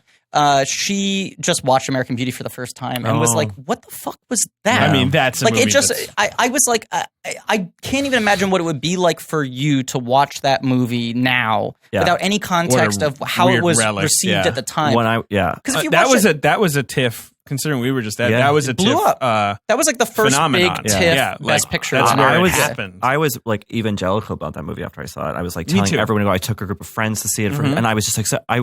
rewatched it recently. I'm like, this is a bad movie. Right, It's and quite also bad, although so it- tone deaf. If you, it's if- way, right, but it is kind of fascinating to watch it. Like it's Right. not like a bad movie where Oh. you're just like, oh, what were we thinking? This is shitty. You're like, what is right. this? But Like, Romley yeah. was like Yeah. one when that movie came out, so she doesn't even like understand what it's commenting on, and Well, it just feels like, why the fuck would you make it's this? also it is to me like such a like monument to like Gen X thinking in general, but all, like America Agreed. pre 9/11. It's the ultimate pre 9/11 Like movie. in its imagine own making a weird movie way. about Yeah. that after You 9/11 where never it's like, oh God, I Right. have this house and I jerk off in the shower. Right. Like, woe is me, right? You Right. know? Right. And it felt profound. Right, It did. and It she, did. right, It's she, that like fucking Yeah, bag. Romley Yeah. like literally Yeah. grew up in the shadow of 9/11, Right. so it's just like, why would Right. any human being make this? How do you feel about and I was like, American it won Beauty, Best Benny? Picture and Director. Yeah. I remember And a cakewalk. my friend just showing me easily. the movie, and I was very like blown away by Yeah, it. of course. I thought it was so smart. Yeah, I did too. It had like footage at the end of like old ladies' hands and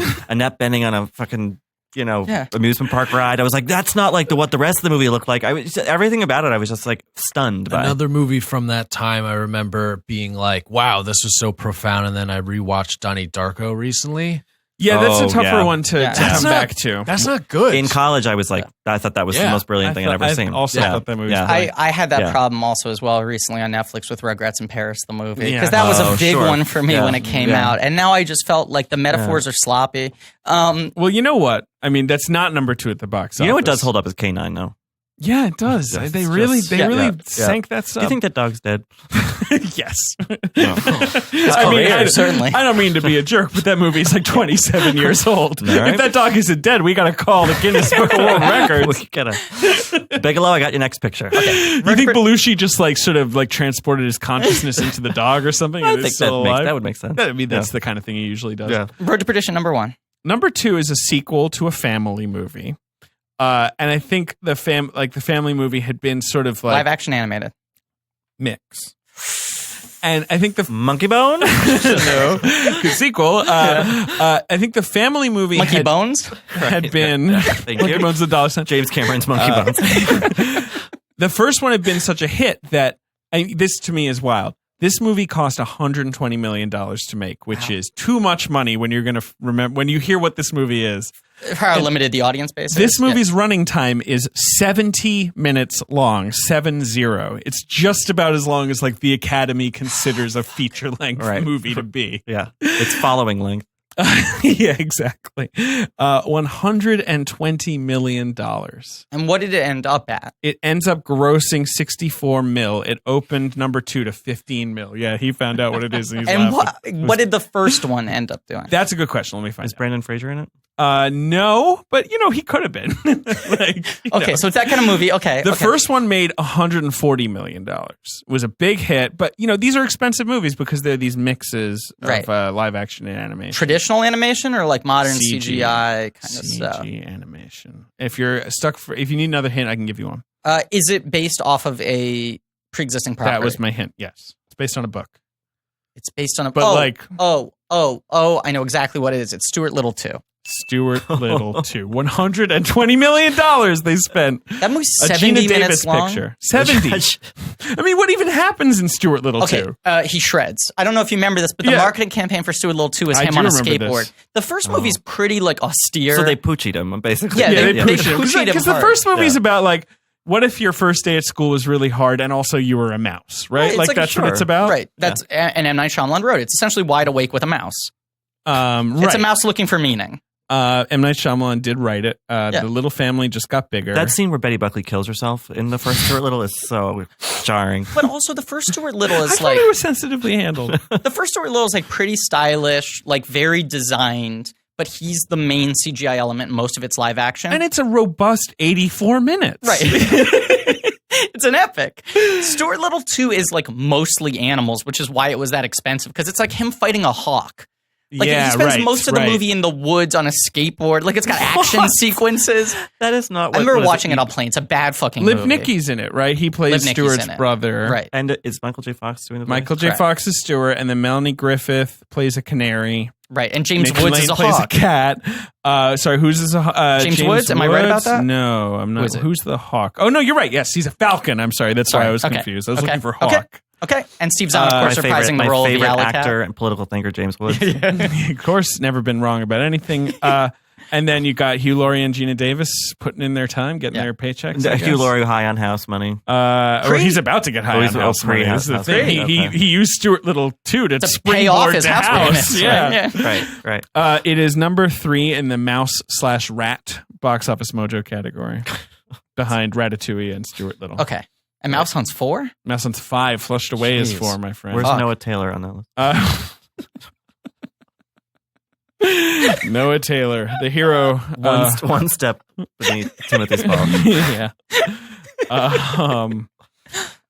So that's number 2. Okay. Number 3 is a sequel to a big blockbuster that was number 1 the week before. A huge blockbuster. A huge blockbuster.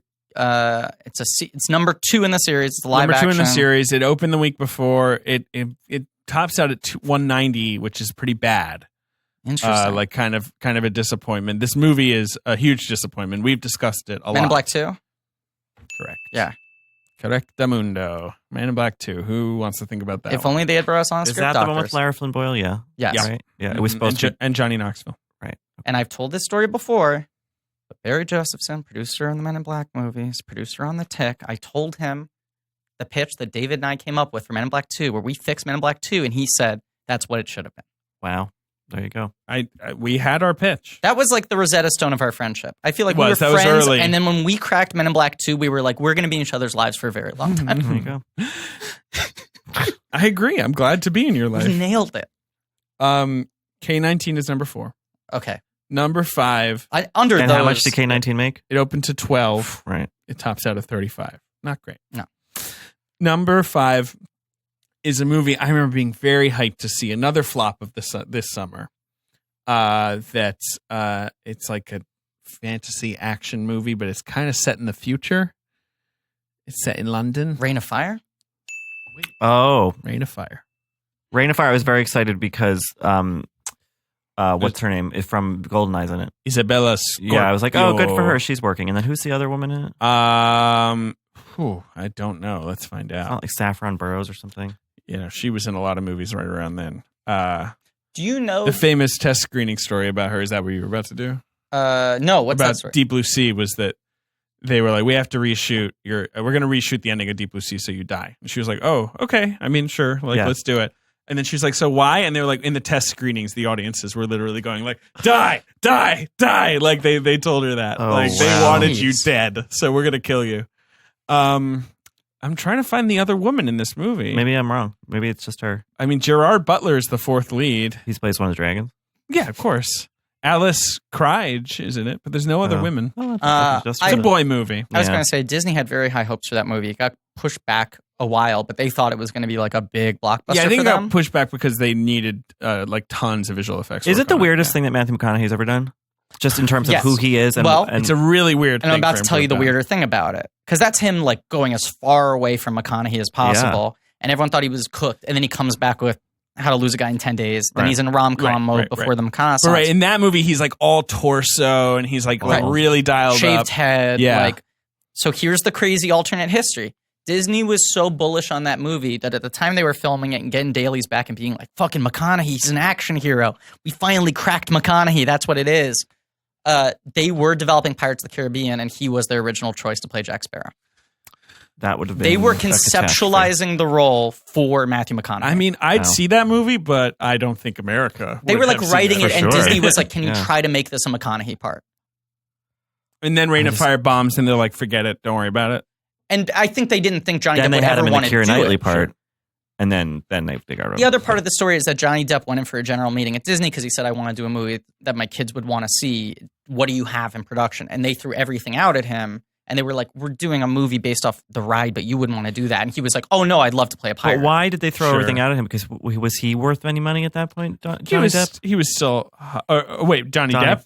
Yeah. He hadn't, I mean, Yeah, Sleepy Hollow Sleepy was Hollow a big was like his hit. first $100 million Oh, I movie. guess, yeah, he Yeah. was doing Tim Burton stuff. But That's the right. other Yeah. thing was he had such an air of legitimacy at that point in Right. time. He was like such an actor's actor That they were excited about that that. I think they liked the idea of classing up Sure. a Disney movie, especially with those theme park movies, by being like, this will make it look substantive rather than looking like the Country Bears.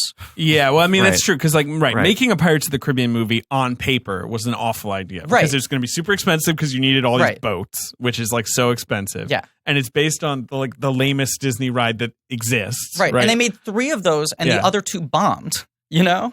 Pirates? 3 of those the- ride movies. Yeah, Country Bears and what's Haunted the other one? Mansion. Oh, yeah. Well, McConaughey did do Country Bears. Yes. Yeah, of course he played all of them. Right. In the suits, but didn't do the voiceover. Right.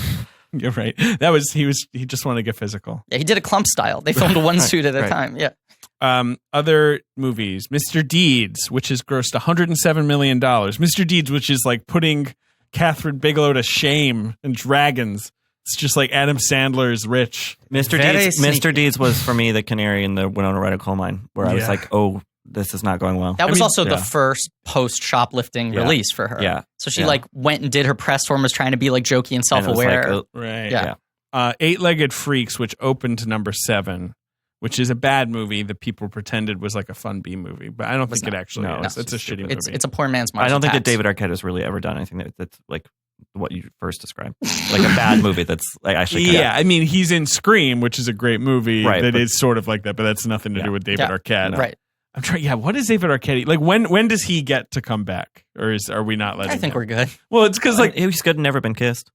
yeah, he is. Yeah. He's cute in that. That's true. It's just like because like fucking Matthew Lillard got to come back. But he's a good actor. I know he is, but I mean, maybe David Arquette's a good actor. I But I don't think know. even if you watch like the early Lillard performances, there's a weird, funny energy there. I forgot that he's in Bone Tomahawk, which is gross. Yeah, pretty racist movie. Yeah, but he gets eaten. Well, in it. and interesting to see what that filmmaker has gone on to direct and with which people he has chosen to continue working with. I skipped it at TIFF. Did you see What? Brawl in Cell Block 99?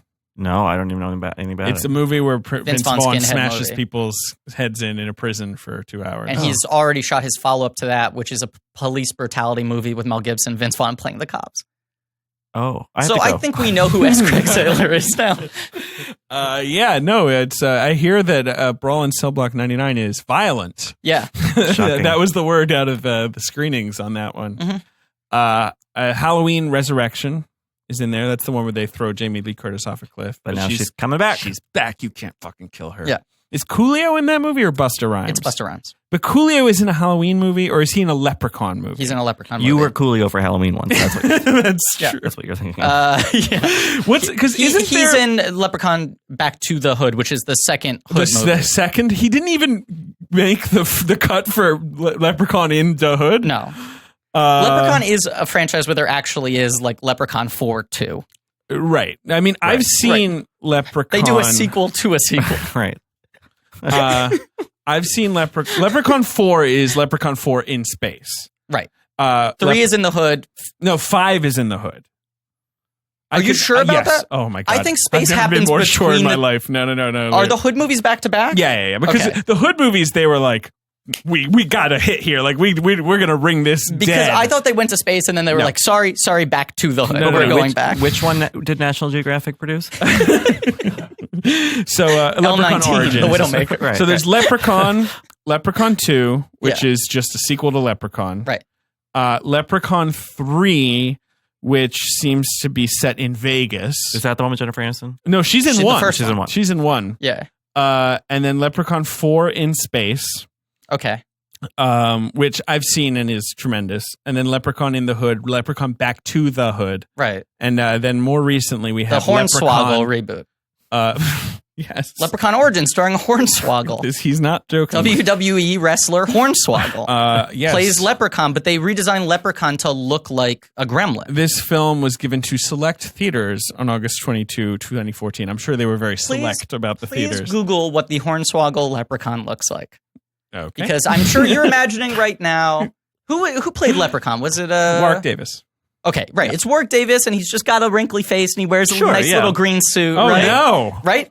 Oh, I don't like this at all. Hornswoggle's like a very big Show me. little person it's loading. wrestler, and they hired him and made. Oh no, He looks like a monster. He's a It's monster. not a leprechaun. He's not wearing a nice little suit. Whereas, No, like, I don't like it. this is the leprechaun I'm looking Right, for. yeah. He's a nice man. Warwick Davis smoking a bong with somebody. Why does he kill? Because he just trying to get his gold back. I guess so. I like, but why is he in space? Like, did the rainbow go to space? I don't really know what the. Franchises I'm aren't not an going to space. astrophysicist, David. I don't know. Yeah. I mean, I think he just has an Irish accent and he does like jokes. He just tells jokes. And then kills people. Yeah. In Leprechaun 4 in Space is the one where he He's comes short. out of someone's pants. He's short. Like when the guy's like, "Oh, let's have sex," then he comes out of his pants somehow, like through his fly, and he goes, "You're gonna need a prophylactic" or something like that. It's very weird. Well, I'm glad with how much we covered on this episode. Like, I feel like we got a lot of miniseries down. Just that we've covered the Leprechaun series, we covered K-19, the Widowmaker. I just want to mention also, Yeah. Crocodile Hunter Collision Course is number 10 at the box office that week. R.I.P. You want to know what the tagline for that movie was? What? Crikey! Do you know that New York Times? Big block letters. So it was. Yeah. Do you know that New York Times gave that movie a really good review? Crocodile Hunter Collision Course? Yeah. Really. Really? Yeah. Who was it? I think it was Tony like A.O. Scott. Like, loved it. Yeah. Bindi Irwin before she left. Jeez. Richard. Indy Irwin. If you ever do a miniseries about that, Bendy Irwin. What if we just made that Ben's Bigelow? What do we got? Divine Secrets of the Yaya Sisterhood. We don't need to cover all of them. Like Mike. What, you sick of this? You're not How into long has this anymore? episode been? 5 hours? An hour 40. We're doing great. Okay. Yeah. How you doing, Ben? I just don't get how you could talk. It's like boggling. He's to a me. cop, and the little guy's a dog. That's a Yeah. dog, not a Yeah. person. Yeah, Yeah. but how, I don't get it. How do they communicate to each other? You Body know? language. Just that Belushi magic. I'm so confused. That Belushi charisma. I always called Jim Belushi the great communicator. I remember seeing Jim Belushi on like Fallon, I think, like a handful of years ago when he was on Broadway. And Fallon, in probably the most pointed interview question he's ever asked, the hardest piece of journalism Why are he's you here? ever done. No, he said, so was it tough for you going on Saturday Night Live after your brother, had been such a huge star on SNL Right. and cast this big shadow and he had passed away by that point in time? And I was like, wow, that's like a hard-hitting question. It is kind of the question of Jim It's Belushi. the question. though, right? I feel like mean, everyone's always like out of sensitivity ducked away from actually asking him that head on, right? That's what we Right. talk about behind Jim's back. Right. And Belushi went like, no, I felt like I got there on my own merits. And, honestly, I feel like critics have been very, very kind to me my entire career. And I was like, oh, that's the secret. Jim Belushi has never read a review of a Jim Belushi movie. Clearly. That's where his confidence comes from. Good God. Some producer, according to Jim, just like made a fake Peabody award and was like, "Here, look what we won." Yeah. Yeah. Boy, Jimbo. He really, I know you guys haven't watched Twin Peaks, but he's so fucking good I in think it. he's become a really good character. He's also really good in the Ghost Rider, the Polanski movie. Yeah, he's pretty good in that. Yeah. He was in that movie that I saw called The Whole Truth. Oh, yeah. Keanu that is a disaster. Yeah. He's fine. I mean, he's Yeah. not the problem with that movie. He's become a good kind of like bureaucratic heavy. There's going to be some director. I mean, I guess maybe it's Lynch, like who like is like, okay, I know what to do with you now. You know. Yeah. I mean, it might be Lynch. I mean, Lynch is a. Sizemore gave this interview where he talked about ad-libbing on the set, and David Lynch immediately just came over the PA and he was like, Tom, do I have to send you to the back of the class or whatever? And Tom's just like, oh, I'm sorry. So clearly, like, David Lynch wants you to say his weird shit in his weird order, and that is that. Yeah. No ad-libbing on Twin Peaks. That was a pretty good David Lynch. God, I wish I could do him. Yeah. The Whole Truth, though, that was you never saw that, but it was from the director of Frozen River, Courtney Hunt. I think that's who it was. I'm confusing it with the Kate Beckinsale. The Valerie Plame movie? Yeah. What's that one's called? That's Nothing But the Truth. Right. Nothing But the Truth. It's this movie with Keanu. Oh, sure. And they're like RSVP'd to the screening, and I'm like, I don't know. Yeah. Like Keanu, like I love like Frozen River. Steady hand. Yeah. And it's just you get to Magno, you sit down, and you're like, like I just know this is this movie will never see the light of day. Yeah, I have to go see Kingsman 2 after this.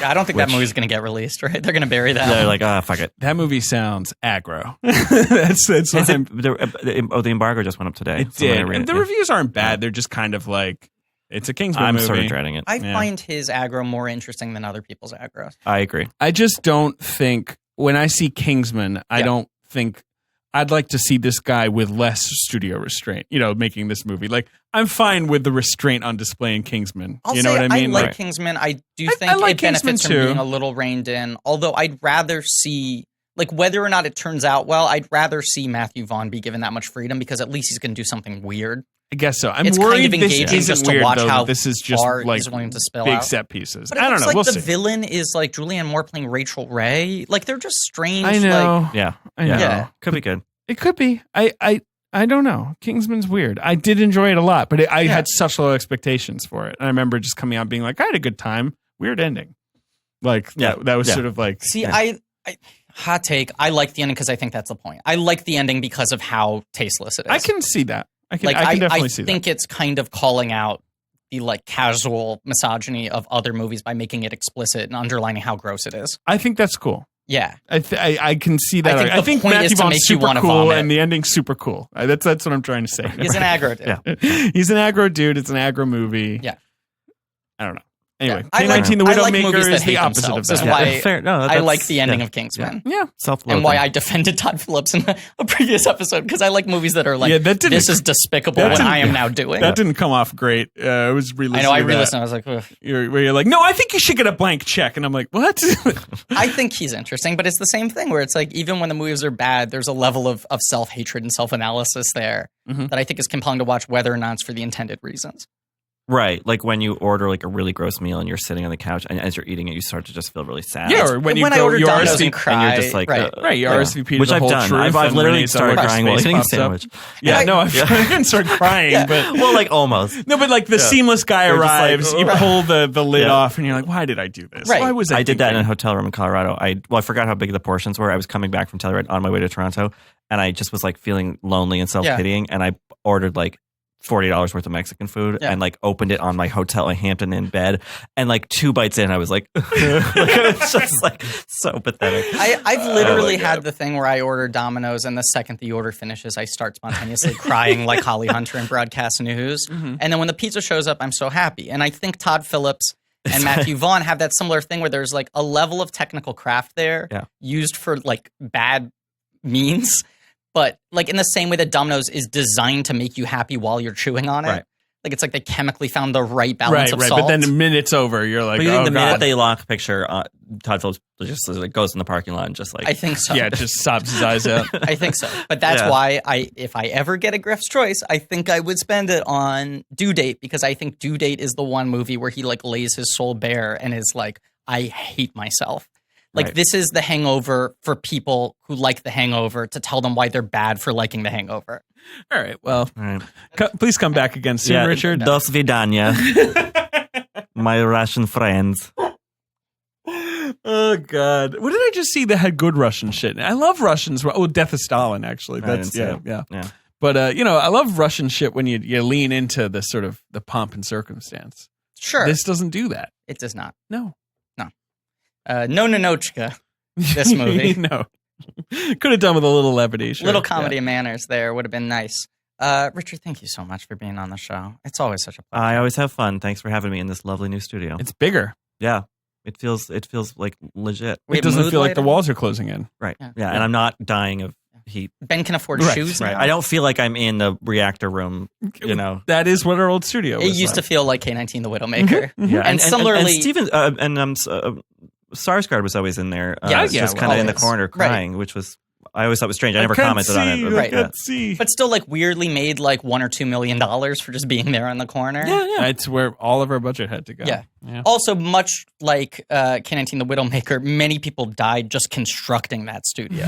Like, it never should have been recorded. Someone got run over by a car just as we were walking into it. do you guys Right. remember the last couple times I recorded with you? I threw a champagne bottle at you and it didn't break. And then we would just look at the Yeah. ground and go, oh, it's cursed. Also, Ben was always falling asleep at the ones and zeros, but we kept it on because we told him he was a good guy. Yeah. Yeah. We didn't fucking forward him. We Neesoned him. We Neeson him. Thanks, guys. Yeah. All right. That's been our episode in K-19 the Weird movie. Widowmaker. Richard, people should follow you on Twitter. Check out Little Gold Men. Yep. Uh, All that. Yeah. Book coming out in February. Oh, yeah. Yeah. Read that book. You know, I feel like your listeners are really into like weepy, gay adjacent YA fiction, right? Sure. I mean, Yeah. I fucking am. Well, Yeah, then there you exactly. go. Have you guys seen Beach I'll take Rats? 10. Yeah. I Seen was what? Into that. From the movie. opening shots of Beach Rats, I was like, "Yep, I'm in." Yeah. I'm in. I really liked Beach Rats. I That was a think that movie divisive movie. rules. People were kind of all over. Well, the place people on thought that. that. I guess at like various Q&As and stuff like that. Oh, was she? You know, people were like, "Why do you, as a woman, like feel like you could tell the story or whatever?" It's like, she told it well. Yeah, I agree. Yeah. I agree, and I think it's She's like from Flatbush, you know. She, Yeah. yeah. it's also very of a piece with her first movie, which is clearly like very literally autobiographical. Yeah. But this is a very adjacent story. Like it's the set emotional in the world same she world, yeah. understands. Yeah. Right, exactly. Yeah, and she's interested in sexual exploration and awakening and all of that. I think she's a very good director. I'm very excited to So, see the rest of her career. Please pre-order my novelization of the film Beach Rats, now available on Amazon. It's Beach Rats, the junior novelization. yeah, it's a picture book. Right, and it has. The joke I was going to make is it has 12 pages of color stills in the middle. Yeah, I lovingly drew all the abs. So Do you remember when that was a thing? Like you'd buy like the novelization of Space Jam, and as we all did. yeah, And the selling point was like Did in you the put middle pictures? there were 12 pages of color pictures. I remember when they made a Black Beauty movie in the 80s. Yeah. I had one for Black Beauty where like I would skip the text and just go to like because I was like just production I wanted stills. to see the pretty pictures of the horses Right. in the desert. It was I like a guess. collage of production stills with Yeah. little captions. I had Yeah. one of those for Star Wars. I had a few of those. Yeah. Yeah. Junior novelizations. They were good. I have one of those for Victorian Abdul. Oh God, Yeah. the foot Yeah. kissing. It's so good. Tried to think of another Victoria Abdul joke, and that was That's it. Do you know what my favorite book is? Like, if I'm being honest, like my favorite book of all time, the book I probably read the most. Shoot. The Muppet Treasure Island, Choose Your Own Adventure. Wait, so there's like, are there adventures where like Gonzo You- becomes the captain or Yeah, whatever? you are Jim Hawkins, Sure. teamed up with Gonzo and Rizzo, getting on that ship. Mm. But you know the Yeah. power Can you dynamics. like die? change. Yeah, definitely. Really? I think so. I think they go like you see black. Oh Jesus! I remember it getting grim, very grim for a movie with Polly the talking parrot, Right. who's actually a lobster. were there like dutiful kids who, if they picked an adventure where like They died, they just they're put just the like, book well, down. and just close the book and put it back on the shelf. And They they're put like, it in the fireplace. Well, that's it. Good luck. You got to go see Kingsman, Richard. We should let Yeah. you go. All right. Okay. Yeah. Enjoy Kingsman. People can go see Kingsman out now in theaters. It's probably hanging out. Yeah. Right. Right? It's I don't been know. out for 2 months. Yeah, it's probably got like 400 16 screens. at the box office by now. Yeah. Is that movie going to hit? I guess I- people yes, want to see yes, it, right? yes, I and think like, there's just nothing right now because Yeah, it has been. I think he'll make an easy 100 million. I think he'll do less than the first one. Yeah. It'll do well worldwide. Yeah. Yeah. And they'll make a third one. Well, you said that about Random Hearts too. So I did. No, my That's- dad your said that, dad and I did, yeah. told him that Right, it wasn't you're going to right, work. you're right. I thought Pay It Forward was going to work. So, you know. Okay. Goodbye. All right. Goodbye. Goodbye. Thank you for listening. Listen, Please remember Amanda. to rate, review, and subscribe. Go to blankies.reddit.com for some real nerdy shit. Thanks to Ange Facudo for our social media, Lane Montgomery for our theme song, Joe Bowen, Pat Reynolds for our artwork. And, as always, Get off my submarine.